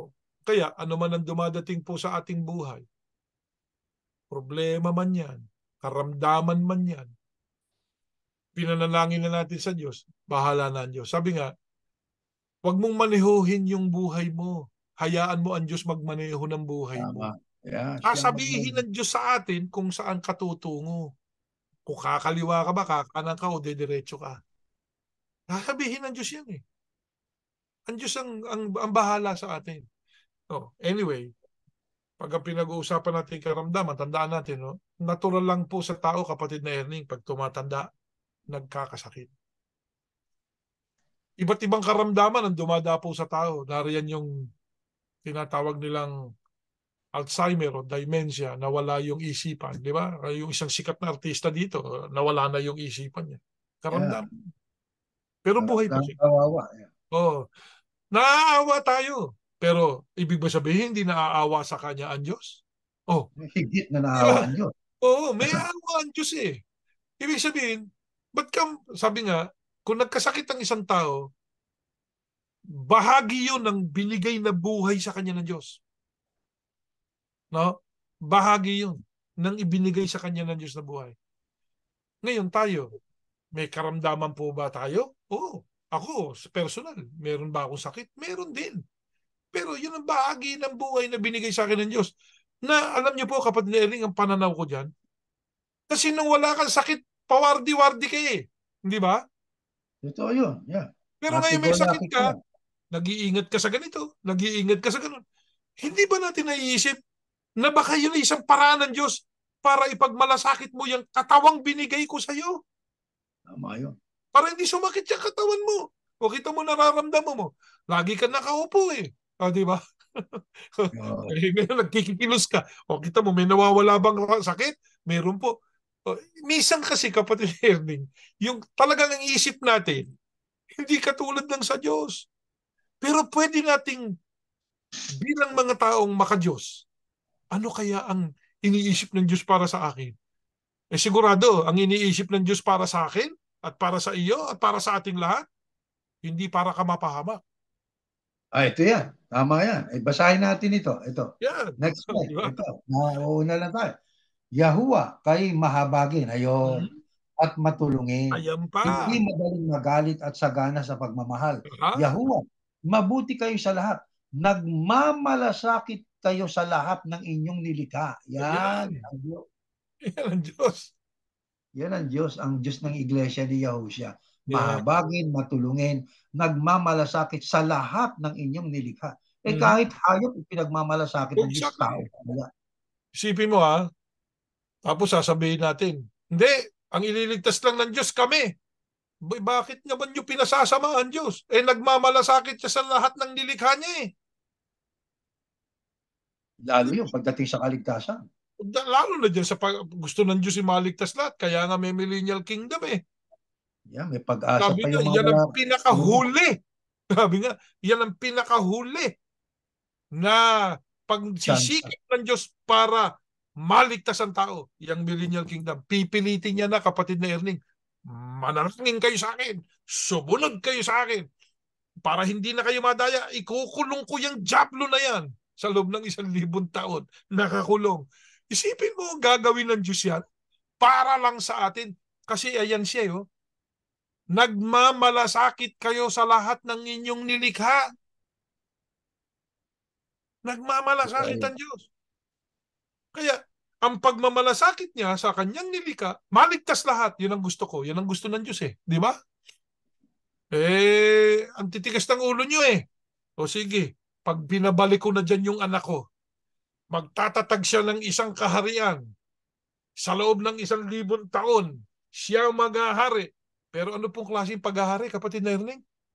Aba, kamay na bakal yun. Ay, Kamay na bakal. bakit kamay na bakal? Susunod ka. Kung hindi, matatapos ka na kagad ngayon. Di ba? Ito yun. Oo, kamay Ngayon, na bakal eh. kapatid na Jeriel, merong isang karakter sa Biblia, no, na hindi dapat nating tularan eh. Aha. Dahil sa, basahin natin ito, sa ikalawang kronika, ito nakasulat. Nang ika-36 na taon ng paghahari ni Asa, nilusob ni Haring Baasya ng Israel ang Huda. Ito nung mahati ng Israel, ang Israel sa dalawang kingdom. Ano? Mhm. Ang hari ng Huda noon ay si Asa. Ang hari naman ng Israel ay itong si Baasya. Nilusob ni Baasya itong si Asa na hari ng Huda. At pinabakuran niya ang Rama para walang makalabas o makapasok sa teritoryo ni Haring Asa ng Huda. Nang ika-39 na taon ng paghahari ni Asa, nagtiis siya ng karamdaman sa paa. Mhm. Kahit malubha na ang kanyang karamdaman, hindi siya humingi ng tulong sa Panginoon o kay Yahuwah, kundi sa mga manggagamot. At nang ika-41 taon ng paghahari niya, namatay siya. Sino Mhm. hindi natin dapat tularan? Kaya Itong hari ng Huda, ang pangalay si Asa, na umasa sa mga doktor. Hindi Mhm. umasa si Asa sa Diyos. Yan pa namang Huda, kapatid na Erning, yung kaharian ng Huda, yan pa naman ang pinanigan ng Diyos. Yes. Di ba? Tsaka Yan ang dyan ang galing pinipili ng ang Diyos. Panginoong Yahushua. Ngayon, sa mga nakikinig, ano po, isipin niyo yan, parehong Israelita yan. Israel at Huda. 10,000, 2,000. Isipin mo, nagsalakayan yan.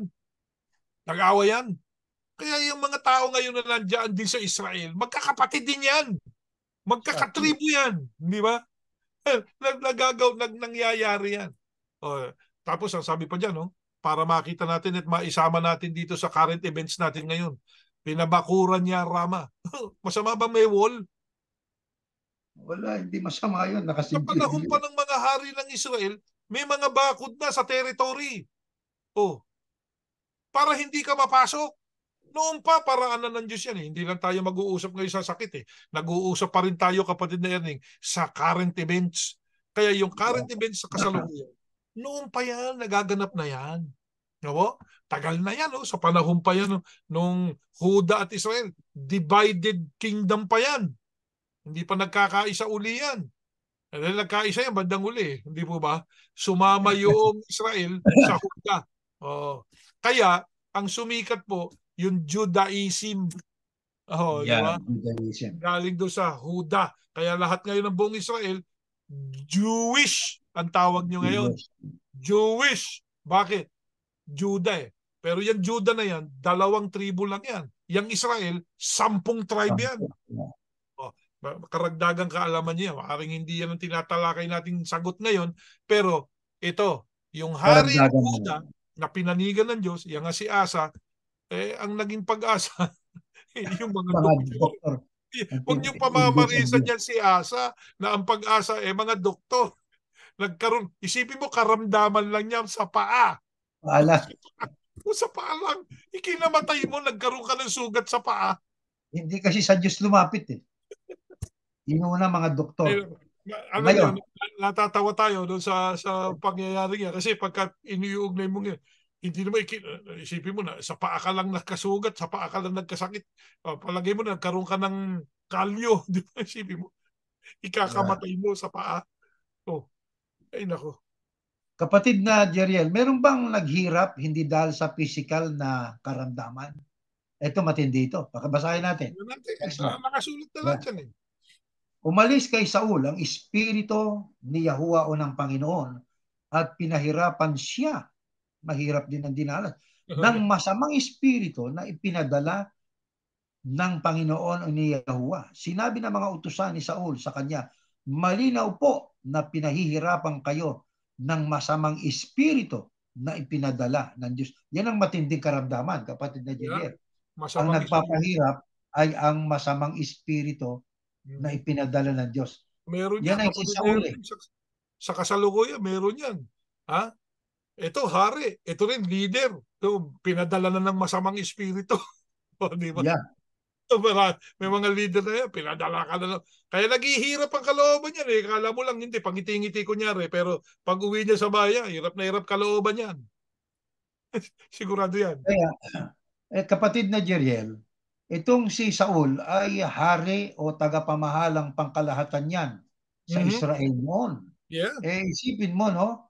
Naghahari siya pero tinakasan na siya ng Espiritu ng Panginoon. Mhm. Katunayan, pinahirapan siya ng Espiritong ang nagpadala. Diyos, masamang Espiritu eh. Bakit? Sapagkat pag binasa natin doon sa unang Samuel 9 hanggang 10, ay mababasa natin nang siya'y maghari, siyang unang hari. Binigyan siya ng Diyos ng Espiritu Santo eh. Di ba? Mhm. Pero anong dahilan bakit humiwalay ang Espiritu ng Diyos at pinalitan ng masamang Espiritu? Yon ang nagpahirap dito sa hari o tagapamahalang pangkalahatan ng Israel noon. Basahin po natin. Next slide. Ito. Mahaba-haba ito, kapatid Jerry. Pakibasa natin. Si Saul ay 30 taong gulang nang maging hari ng Israel. Batang-bata, no? At Bata. naghari siya rito sa loob ng 42 taon. So 30 plus 42, no? Yeah. O ilang taon siya no? Nung, ano, 72. Pumili si Saul ng 3,000 lalaki sa Israel para makipaglaban sa mga Filisteo. Yan yung Filistin noon. Tandaan natin, diyan kinopya po yung kapatid na Erning, yung Palestine. No? Yeah. Diyan kinopya. Pero yung Palestinian ngayon, hindi yung Filistin noon. Alam niyo kung bakit? Nilipol yan eh. Yung mga Filisteo na yan, lipol yan. Nawala yung mga taong yan. Ayon sa kasaysayan. Nalipol yan yung mga Pilisteo na yan. Pero may gumaya sa pangalan nila. Ipinangalan nga, magbibigay muna ako ng kasaysayan. No? Ang nagpangalan doon ay ang Roma. Pinangalanan ng Roman o ng Rome na Palestia. Palestina yung bansa ngayong Israel. No? Kaya naging akala nila Palestine. Yan lang yan. Pero itong mga Pilisteo, hindi yan yung Palestinian ngayon. No? Dahil ito lipol Yun na yan. to. Ibang ano na yan, ibang grupo na ng mga tao yan. Tuloy natin. Ang mga hindi napili ay pinauwi niya. Sinama niya ang 2,000 sa Mikmash at sa kaburulan ng Betel.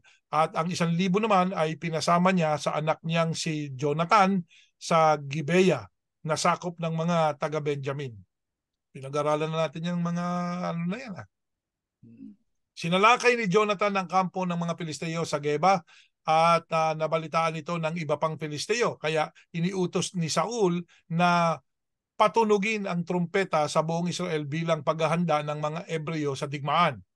Nabalitaan ng mga Israelita na galit ang mga Pilisteo sa kanila dahil sinalakay ni Saul ang kampo. Kaya nagtipon ng mga Israelita sa Gilgal kasama ni Saul. Nagtipon ng mga Pilisteo para makipagdigma sa mga Israelita. Meron silang 3,000 karwahi, 6,000 mga ngabayo at mga sundalo na kasindami ng buhangin sa tabing dagat. Ang dami. Dami. Nagtipon sila at nagkampo sa Mikmas sa silangan ng Bet Aven. Nang makita ng mga Israelita na nanganganib ang sitwasyon nila, nagtago sila sa mga kuweba, talahiban, mga batuhan, hukay at mga imbakan ng tubig. Next slide pa. Ito pa. Next slide. Slide. Ito pa. Tutuloy natin ang pagbasa. Ang iba sa kanila ay tumawid sa ilog ng Hordan, papuntang Gad at Gilead. Naiwan si Saul sa Gilgal at nanginginig sa takot ang mga kasama niya. Ayan. Yan, nanginig sa takot. Naghintay si Saul kay Samuel sa Gilgal ng 7 araw. Ayon sa sinabi ni Samuel sa kanya. Pero hindi dumating si Samuel. Nang makita ni Saul na unti-unting nag-aalisa ng mga kasama niya, sinabi niya, dalhin niyo sa akin ang handog na sinusunog na ang handog para mabuting relasyon. At inialay ni Saul ang mga handog na sinusunog. Nang patapos na siya, dumating si Samuel. Sinalubong niya ito upang batiin. Pero nagtanong si Samuel, ano ginagawa mo? Ano ginawa mo? Yan ang tanong ni Samuel. Ano? Sumagot si Saul, nakita ko na unti-unting nag-aalisan ng mga kasama ko at hindi ka dumating sa oras na sinabi mo. At nagtipon na ang mga Pilisteo sa Mikmas. Inisip ko na baka salakayin kami ng mga Pilisteo rito sa Gilgal at hindi pa nakapaghahandog sa Panginoon para humingi ng tulong sa Kanya. Kaya napilitan akong mag-alay ng handog na sinusunog. Sinabi ni Samuel, kahangalan ng ginawa mo. Pag sinabi nga, katangahan niyang ginawa. Oo. Di ba? Yun ang salita, kahangalan, hangal, tanga eh. Kahangalan ang ginawa mo. Hindi mo sinunod ang utos na binigay sa iyo ng Panginoon na iyong Diyos. Kung sinunod sumunod ka lang sana, ang sambahayan mo ang mag-aari sa Israel habang panahon. Isipin mo yan, ha? Kung sumunod ka lang sana, ang sambahayan mo mag-aari sa Israel habang panahon. Pero hindi na ito mangyayari dahil nakakita na ang Panginoon ng taong susunod sa kagustuhan niya at ginawa siyang pinuno para sa kanyang mga mamamayan dahil hindi ka na susunod sa utos ni Yahuwah. Kaya kapatid na Jerel, isa yan sa kasalanan nitong si Saul eh. Kaya tinakasan siya ng Espiritu ng Panginoon Diyos. Yeah. Dahil sa takot niya sa mga Pilisteo, hindi niya sinunod ang utos ng Diyos. Ano ba yung utos ng Diyos na yon? Na doon sa paghahandog ng susunugin na handog, dapat hintayin niya itong si Samuel. pagdating ni Kasi yung Samuel. propeta eh. Yung propeta dapat magsagawa nun eh. Eh Tama. hindi ka naman propeta eh. Di ba? Yeah. Oh. Sa takot niya, nilabag niya ang utos ng Panginoon Diyos. Kaya, Mm. isa yan sa dahilan eh. Pagka ikaw ay hari, no, tagapamahala ka, at hindi ka susunod sa utos ng Panginoon Diyos, Yeah. iiwanan ka ng Panginoon Diyos. Exactly. Mayroon bang may pruweba? Ito ang si Saul. Yeah. Isipin mo, naghahari pa siya, kapatid na Jediel, pero wala na sa kanyang patnubay ng Espiritu Wala Santo. na. Wala na ang Wala. espiritu. Kaya Wala. meron din ganyang mga tao sa Pero panahon ito, natin kapatid ngayon. na Erning, ha? Para makita ng mga nakikinig. Kasi sabi nila, hindi, yung paano mo wala espiritu, nandiyan pa ang aming kapangyarihan. Oh, hindi. Si Saul, nung wala na yung espiritu sa kanya, pero meron pang kaharian. Meron Tanda pa rin. natin, may kaharian pa, may mga sundalo pa eh. Meron Meron pa. pang kingdom. Inalis lang siya, pinalitan ng iba. Di ba yun ang nangyari? Pinalitan ng ibang mangunguna sa bayan ng Israel. Kaya, yung magsasabi na, hindi, meron pa kaming mga property, marami kaming property. Oo, pero yung leader niyo, wala nang ano yan eh. Di ba? Patnubay. Wala nang patnubay ng espiritu yan eh. Pati kayo, wala na kayong patnubay ng espiritu eh. Ano katunayan? Hindi nyo na kayang ipagtanggol yan doktrina niyo eh. Di ba? Kasalanan kasi sa Diyos, yang gagawin mo yung hindi pinapagawa sa'yo. Ha? Ang pagsusugo ng Diyos, merong ipagagawa sa'yo. Stick to that. Yun lang yun. Si Tama. Moises, binutos ng Diyos kay Moises. O ano ba naging kasalanan ni Moises? Hindi rin pagsunod exactly sa iniuutos o sa mandato ng Diyos mismo. Nasanay ka kasi dun sa unang mandato eh. Ano yung unang mandato? Sabi mo sa bato ha. Paluin mo yung bato, paluin mo yung bato. Di ba? Yun ang mandato kay Palo, Moises. papaluin niya. Bandang uli, ano mandato? Sabihin mo sa bato. Pinalo yung bato. Nasanay.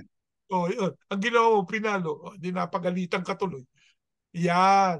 May mandato sa bawat leader, sa bawat panahon sa bayan ng Diyos.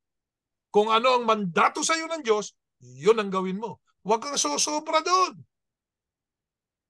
Sa panahon po natin, kapatid na Erneng, ang mandato, pangaral mo ang ebanghelyo. Ba't naging hari ka? Ha? Bakit ikay naging hari? At bakit ang titulo ng anak ko, kinuha mo? At pagkatapos, nagtatala ka pa, pati yung trabaho ko, kinukuha mo. Sabi ng Diyos, ha? Si Diyos ang nagtatala eh. Yeah. Bakit ikaw na ngayon ang nagtatala? Mag-isip-isip. Diyos Ayan, din ang kaya, nagtatanggal ng pangalan. Ba't mo itinatanggal? Yeah. Isipin mo Ito yan. pa. Hmm. Ito pang isa sa atraso nitong si Haring Saulo, tagapamahala ng Israel noon. Ito. Basahin Pakinggan po natin. natin. Tuloy natin lang kasaysayan. Next Napakaganda slide. nitong ating pinag-aaralan eh. Ayan. Next slide. 15. Next slide tayo. Ayan. Talakayin ninyo ang mga Amalekita. Lipulin ninyo ng lubusan ng lahat ng naron. Patayin ninyo silang lahat. Utos ng Diyos yan ha. Kasi yung mga Amalekita, kapatid na Erning, sinalakay sila eh. Yeah. Alitan Diyos sa mga Parang, Amalekita, no? Yan ang kasaysayan yan. Pero nung sabihin ng Diyos yan kay Saul, sa panahon ni Saul, sabi niya, lipulin niyo ng lubusan ng lahat ng naroon, nando sa Amalekita, mga Amalekita. Patayin ninyo silang lahat, mga lalaki, babae, bata, mga sanggol. Teka muna ha. Ito sensitive na yun ito. Ha? Kasi yan ang pinagsisigawan eh, ng mga tao ngayon. They kill babies, they kill ganito. Kung ikay nakakaunawa sa nangyari na noon na pinahinto at iniutos pa ng Diyos, ah, hindi katakatakang ang bawat digmaan may mga namamatay na mga sanggol. Lagi, palagi. Palaging may namamatay ng mga sanggol. Wag natin parang akala mo magaling ka pa sa Diyos, yung mga nagrarally-rally na yan, di ba? Oo. Mahusay pa sila sa Diyos. Ito, kasaysayan itong pinag-aaralan natin. Kasaysayan ng bayan ng Diyos o ng bayang Israel. Ano utos sa kanila? Sabi diyan, patayin ninyo silang lahat, mga lalaki, babae, bata, mga sanggol, pati na rin ang kanilang mga baka. Pati baka, oh. O, di ba? Tupa, kamelyo at mga asno. Ay, kung may aso ka, kasama. Pati yung tuta mo, patay. Di ba? Yan ang mangyayari. Nilipol nila ng lubusan ng lahat ng kapalikita. Pero, ito merong pero, kapatid na Erning eh. Oo, may pero eh. Sumunod din naman eh, no? Si Saul sumunod din. Nilipol nilang lubusan ng lahat ng Amalekita. Pero may pero. Ano yung pero? Pero si Agag, na kanilang hari ay hindi nila pinatay. Ayan. Kundi, binihag lang. Hindi rin nila pinatay. Ito pa ang hindi pa pinatay. Bukod doon sa hari. Hindi rin Yeah. nila pinatay ang pinakamainam na tupa at baka pati mga anak nito. Nagtira pa, no? Ang lahat Yeah. ng maiinam ay hindi nila nilipol. Yung maiinam, hindi nila nilipol. Yung magaganda, hindi nila nilipol yan. Pero ang hindi mapapakinabangan, yung hindi nila mapapakinabangan, hindi nila masasamsam. Yeah. Nilipol ng lubusan. Sinabi ni Yahuwah kay Samuel, kinabukasan, maagang bumangon si Samuel at lumakad para makipagkita kay Saul. Pero may nagsabi sa kanya, pumunta si Saul sa Carmel para magpatayo ron ng monumento para sa kanyang karangalan. At Naka po. pagkatapos, nagpatayo ng monumento para No, sa para karangalan niya. karangalan niya. At Mahilig sa pagkatapos ay karangalan. pumunta siya sa Gilgal. Alam niya yung monumento na yan, ayaw ng Diyos niya eh. Ayaw ng Diyos niyan. Kahit sino Parangalan mo sarili tao, mo. kahit pa ikaw'y hari, ha? Huwag ka nagpapatayo ng monumento. Pag nagpatayo ka ng monumento, naku, lagot ka. Pumunta si Saul sa Carmel para magpatayo ron ng monumento para sa kanyang karangalan. Pagkatapos, pumunta siya sa Gilgal. Pinuntahan ni Samuel si Saul at nang magkita sila, binati siya ni Saul. Pagpalain ka sana ni Yahuwah. Sinunod ko ang mga utos ni Yahuwah. Sabi pa ni Saul kay Samuel, sinunod ko ang mga utos ni Yahuwah. Pero sinabi ni Samuel, kung totoong sinunod mo, mga utos ni Yahuwah, bakit may naririnig akong ingay ng mga tupa at unga ng mga baka? No. Tanong sa kanya. Kung talaga sinunod mo, sabi siya, patayin mo lahat eh. Ano yung naririnig kong mga unga at ungol ng mga baka at ng mga tupa? Sumagot si Saul, ang mga yon ay pinakamagandang tupa at mga baka dala ng mga sundalo galing sa mga Amalekita. Hindi nila pinatay dahil iaalay nila kay Yahuwah na inyong Diyos. Pero maliban sa mga iyon, pinatay namin lahat. Sabi niya. Isipin mo yan, nagsinungaling pa eh. Pag sinabi mo pinatay mo lahat, wala natira. Oo. Isipin mo Nangatwiran pa. nagsisinungaling pa eh, di ba? Ba't pinatira? Pinatay naming lahat. Sino yung ano yung mga bakal na yan? Ano yung mga tupa na yan? Yeah. Sabi nga, nagsinungaling ka lang, huli ka pa. Pero sumagot si Samuel, mas nalulugod ba si Yahuwah sa mga handog ninyo kaysa pagsunod sa Kanya?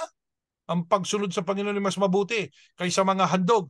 Ang pakikinig sa Kanya ay mas mabuti kaysa paghahandog ng mga taba ng tupa. Yan ang isa pang kasalanan, kapatid. Isa pa yan sa kasalanan niya. Di ba? Hindi lubos na sumunod eh. May pinagagawa Yeah. sa iyo, hindi mo ginawa. O yun namang hindi pinagagawa sa kanya, Ginawa ginawa. mo.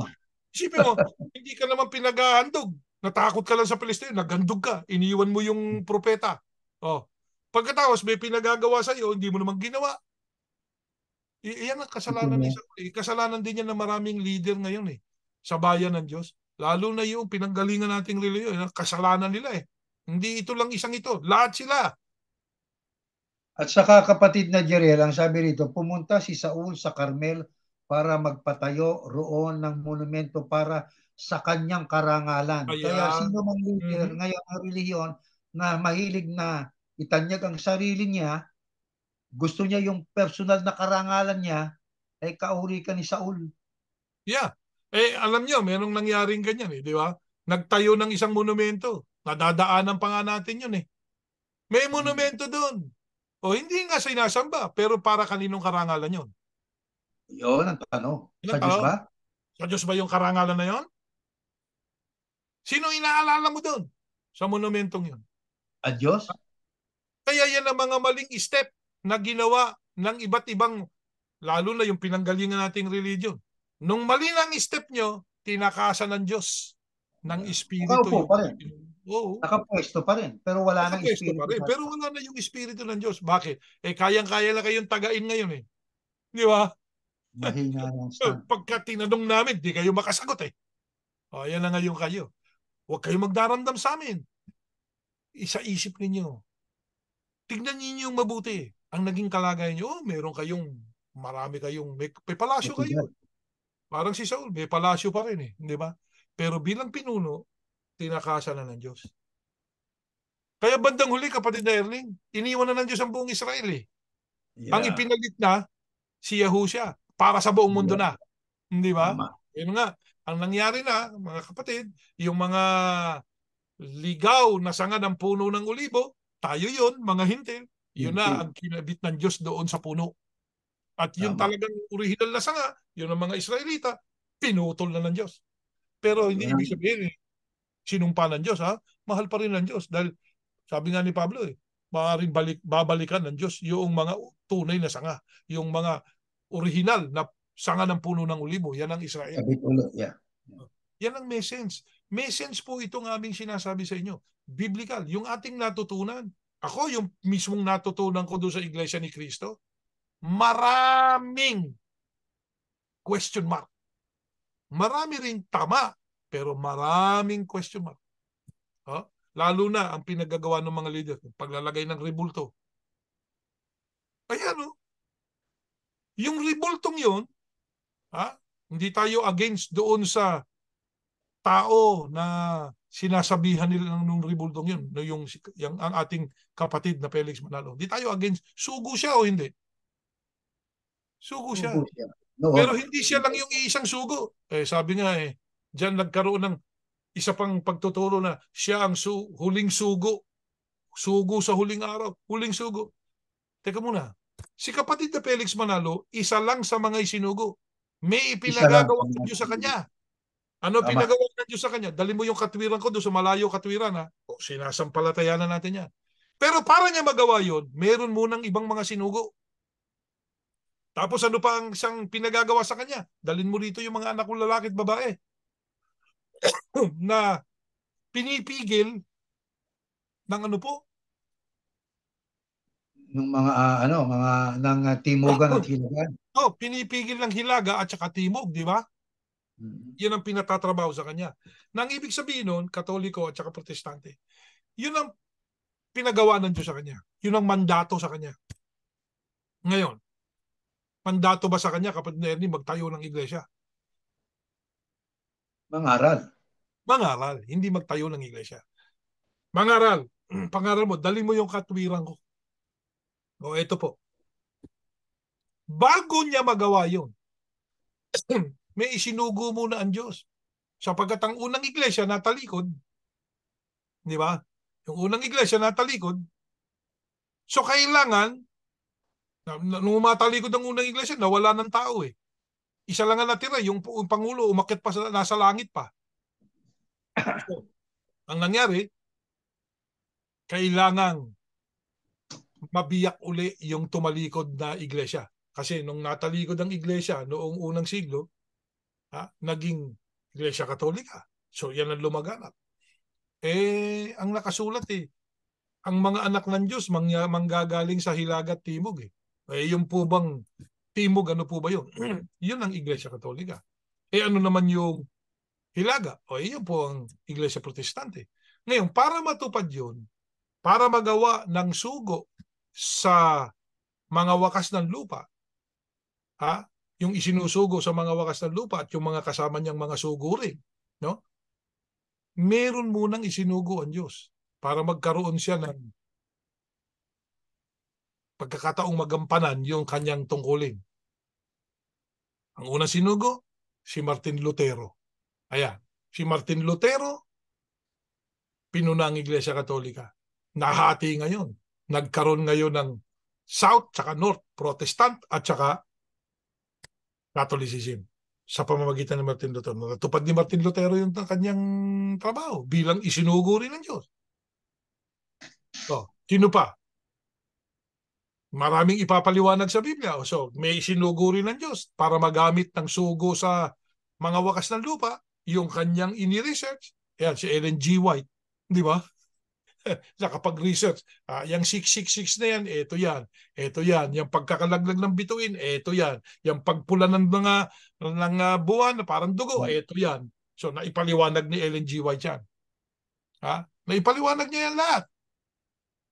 Oh, ngayon, para makarating naman doon kung saan ipapanganak yung sugo sa mga wakas ng lupa, sa malayong silangan, sa mga pulo ng dagat, para matupad yung ipinatatrabahong mandato sa kanya ng Diyos, sino unang pinadala doon? Si Magellan. Di ba? Dahil sugo rin ng gobyerno di ba? Nakasulat yan sa Roma. So si Magellan. Ano dala-dala ni Magellan at saka ni Legazpi no pagkatapos ni Magellan, nung mapatay si Magellan? Ano po dala-dala? Katolisismo. So naitatag ang Katolisismo dyan sa mga pulo ng dagat. Sugo rin ng Diyos yung mga yon para maitatag yung South o yung Timugan. Di ba? Pag-aralan niya mabuti. O pagkatapos, ilang daan taon yun. Yung South na yun, doon sa bansang yun. Hindi pa pinapanganak ang kapatid na Felix Manalo nun 1521 yun Di ba? 1521. So after 300 years, mahigit, 300 years plus, sabi nga, 333 years yata, ang Kastila dyan, yung Roma, Iglesia Katolika. Dumating po naman noong 1898, sino po? Ang tagahilaga, Protestantismo. Ang tagahilaga, mga Amerikano. Sino naman ang nagdala ng relihiyon? Hindi po, partikular, sinong sinugo ng Diyos? Ayon sa kasaysayan, ang nagpalaganap ng Protestantismo sa Pilipinas ay ang mga tinatawag na chaplain ng United States Armed Forces. Tama yan. Yan. Yung mga chaplain na yon, pinalaganap nila yung Protestantismo. Hanggang sa dumating na yung mga misyonaryong galing sa Amerika at itinatag na rin yung iba't ibang mga sekta ng Protestante. So nakarating ang Hilaga. Sinugo rin ng Diyos yun. Pero by that time, noong 1898, ano po? Ilang taon na si kapatid na Felix Manalo?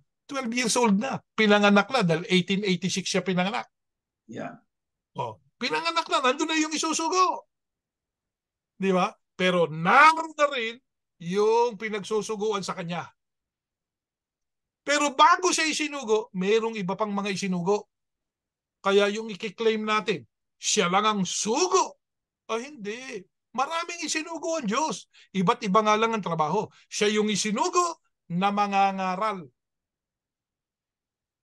Okay? At actually, may kasabay pa po siya doon sa hula Ano po yung kasabay niya sa hula, kapatid na Erne?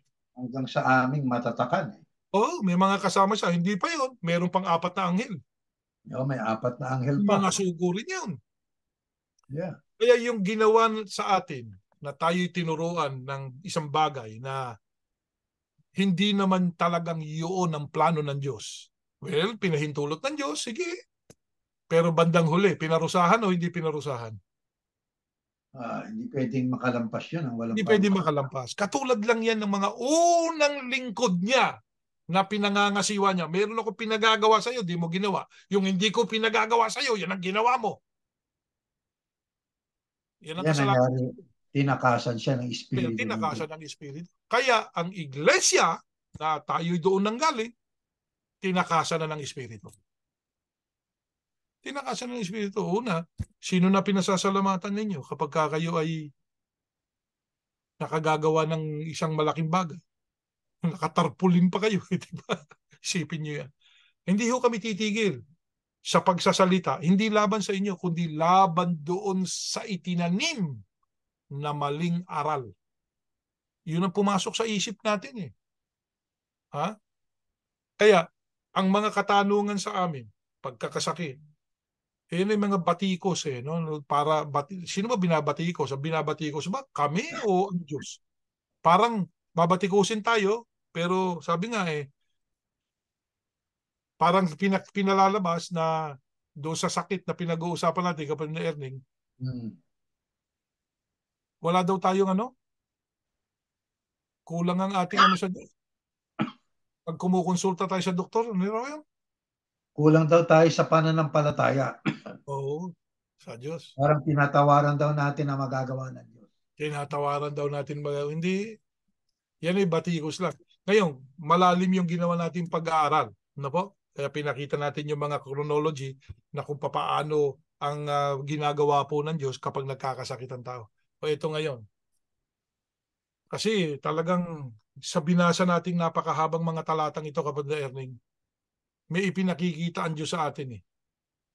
Maging ang mga pinuno sa bayan niya, tatakasan niya at iiwan niya kapag hindi ginawa yung pinagagawa sa kanila. O Mas kung mahirap. gagawin nila yung hindi ipinagagawa sa kanila. Tama. Hindi. O unang tanong, pinagawa ba sa iyo ng Diyos?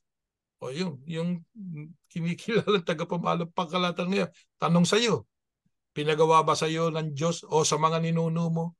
Ha? Nagamitin niyo yung 18-18 ng Mateo bilang paraan? Sige, pinagawa mo sa iyo yan. Nagkaroon kayo ng talaan. At iba't iba pa. Marami namin pwedeng itanong.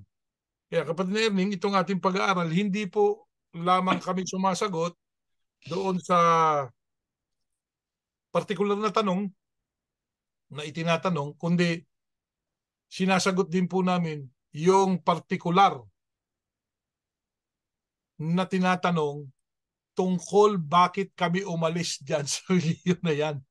Di ba? Pagsagot din po ito. Ngayon, minsan kasi kapatid na Erning, ang tanong sa atin, babalik pa ba kayo? Ano sagot natin? Hindi Hindi ka, naman walang kami dahilan para bumalik sapagkat ang dapat bumalik yung umalis, hindi yung yan. nakaumalis. Yan ang sagot. Eh kayo umalis eh. O hindi kami Magbalik anya loob umalis. sila sa Diyos. Ang problema diyan kapag Erning, hindi nila naramdamang umalis sila eh. Dahil ang akala nila ang pag-alis, iniwan mo yung kapilya eh. No. Yeah, gano'n, Ang yeah. iniwan mo, yung pananampalataya eh. Ang prinsipyo ng Diyos. Yun. Prinsipyo ng Diyos ang iniwan nyo eh. Di ba? Actually nga, eh, anong yung prinsipyong iniwan, yun ang pinagsimulan. Ba, yung unang utos na may kalakip na pangako eh. Ngayon ang aking masasabi diyan kapatid na Erning sa ating ginagawang pag-aaral ngayon. Ito, kasalanan ito nung naging unang pinuno sa bayan ng Diyos. Yung siya pa naman ang pinakaunang hari. Di ba? Yeah. Ang kasalanan niya, ginawa niya yung hindi pinapagawa sa kanya at hindi niya ginawa yung ipinagagawa sa kanya. Kaya tayo umaasa na nasagot ng Biblia ang mga katanungan sa atin at nawa, sabi nga, ang mas mahirap na pagdaramdam at paghihirap na mararanasan ng tao, hindi lang yung physical eh. Higit yung wala ka ng patnubay ng Diyos, ang Exactly. tindi nun. Yeah. Napakatindi, napakasakit Yeah. nun. Akala Kasi mo ito sa pa, hindi na pala. ngayon kung naniniwala pa sa Diyos, di ba? Pero kung hindi na naniniwala ay wala na po yung ano no, conscience. Yan, wala na. Lost na yung conscience nun. Eh kasi nga kung ang tao mayroong pandamdaming ganun, talagang maghihirap siya. Pero maghihirap ka eh. Bakit ka mo? Ako naniniwala ako kapatid na Erning. Sapagkat nakita ko yan sa sarili kong mga magulang. No? Na kapag ang tao po kapatid na Erning, ito ha, personal ko to. Hindi ito scientific. Pero personal ko dahil nakita ko sa aking mga magulang. Okay? Yung mga magulang ko. Una, yung aking lola. Lola, yung magulang nung magulang ko. Di ba? Nung siya'y mamamatay, nandun ako sa tabi. 19 ano yun eh. 1979 yata o 1982. 1982 yun. Yeah, 82 yan. Nung siya'y mamamatay, alam mo kapatid na Erning, ang tinatawag pala ng mamamatay na, nanay niya. Nanay talaga, no? Sa, Oo. hindi Ang, tatay eh. opo, ang sinasabi nung aking lola, Mamang, Mamang. Yun ang sinasabi niya, Mamang. Ay ano ba yung Mamang? Eh, yun ang kanyang ina eh. Nanay niya. Yun din ang sinabi ng nanay ko. Mamang din. Oo. Nung naghihingalo, nung medyo, sabi nga, yun din na nababanggit niya, yung nanay niya. Kaya ang tao, pag mamamatay ang tao, yung nandun ka, yung hindi biglaan ha, yung hindi Oo. biglaan. Malamang. Nagdidirilyo Oo, talaga. tatawagin mo nanay mo. Ngayon, Dideliryo. pagka nandun ka na sa brink na yon, tinatawag mo na nanay mo, mamamatay ka, nasa ng nanay mo? Di ba? Yan ang tama. Yan ang tanong. Masakit yan. Alam namin masakit yan sa'yo. Pero bilang mga nagmamahal sa'yo, may pagkakataon pa o hindi, o wala na, kapatid na Erning. Tama. May pagkakataon ka pa. Mahalin ang ina, ang ama, Ayan. magulang. Mhm. Unang Pagkakataon. utos na may pangako, paggalang. Ang Exactly. paggalang Yun ay yun. pagdamay, lalo sa Hahanapin mo pagtarantado. rin lang naman yan ng nanay mo pag mamamatay ka na eh. Di habang may buhay ka pa, hanapin mo na. Natin na. Di ba? Yan ang aming mahal mahal ka namin eh. Hindi namin wala sa damdamin namin ng pagkamuhi. Kaya kinakausap na natin ngayon yung iginalang natin at iginagalang pa rin naman namin ikaw kahit papano. Pero hindi namin igagalang yung maling gawain. Ano po? Yung hindi pinagawa ng Diyos, ginagawa mo, yung pinagagawa, hindi mo ginagawa, hindi namin pwede igalang yun. Para kasi sa niyan. Di ba? Oh.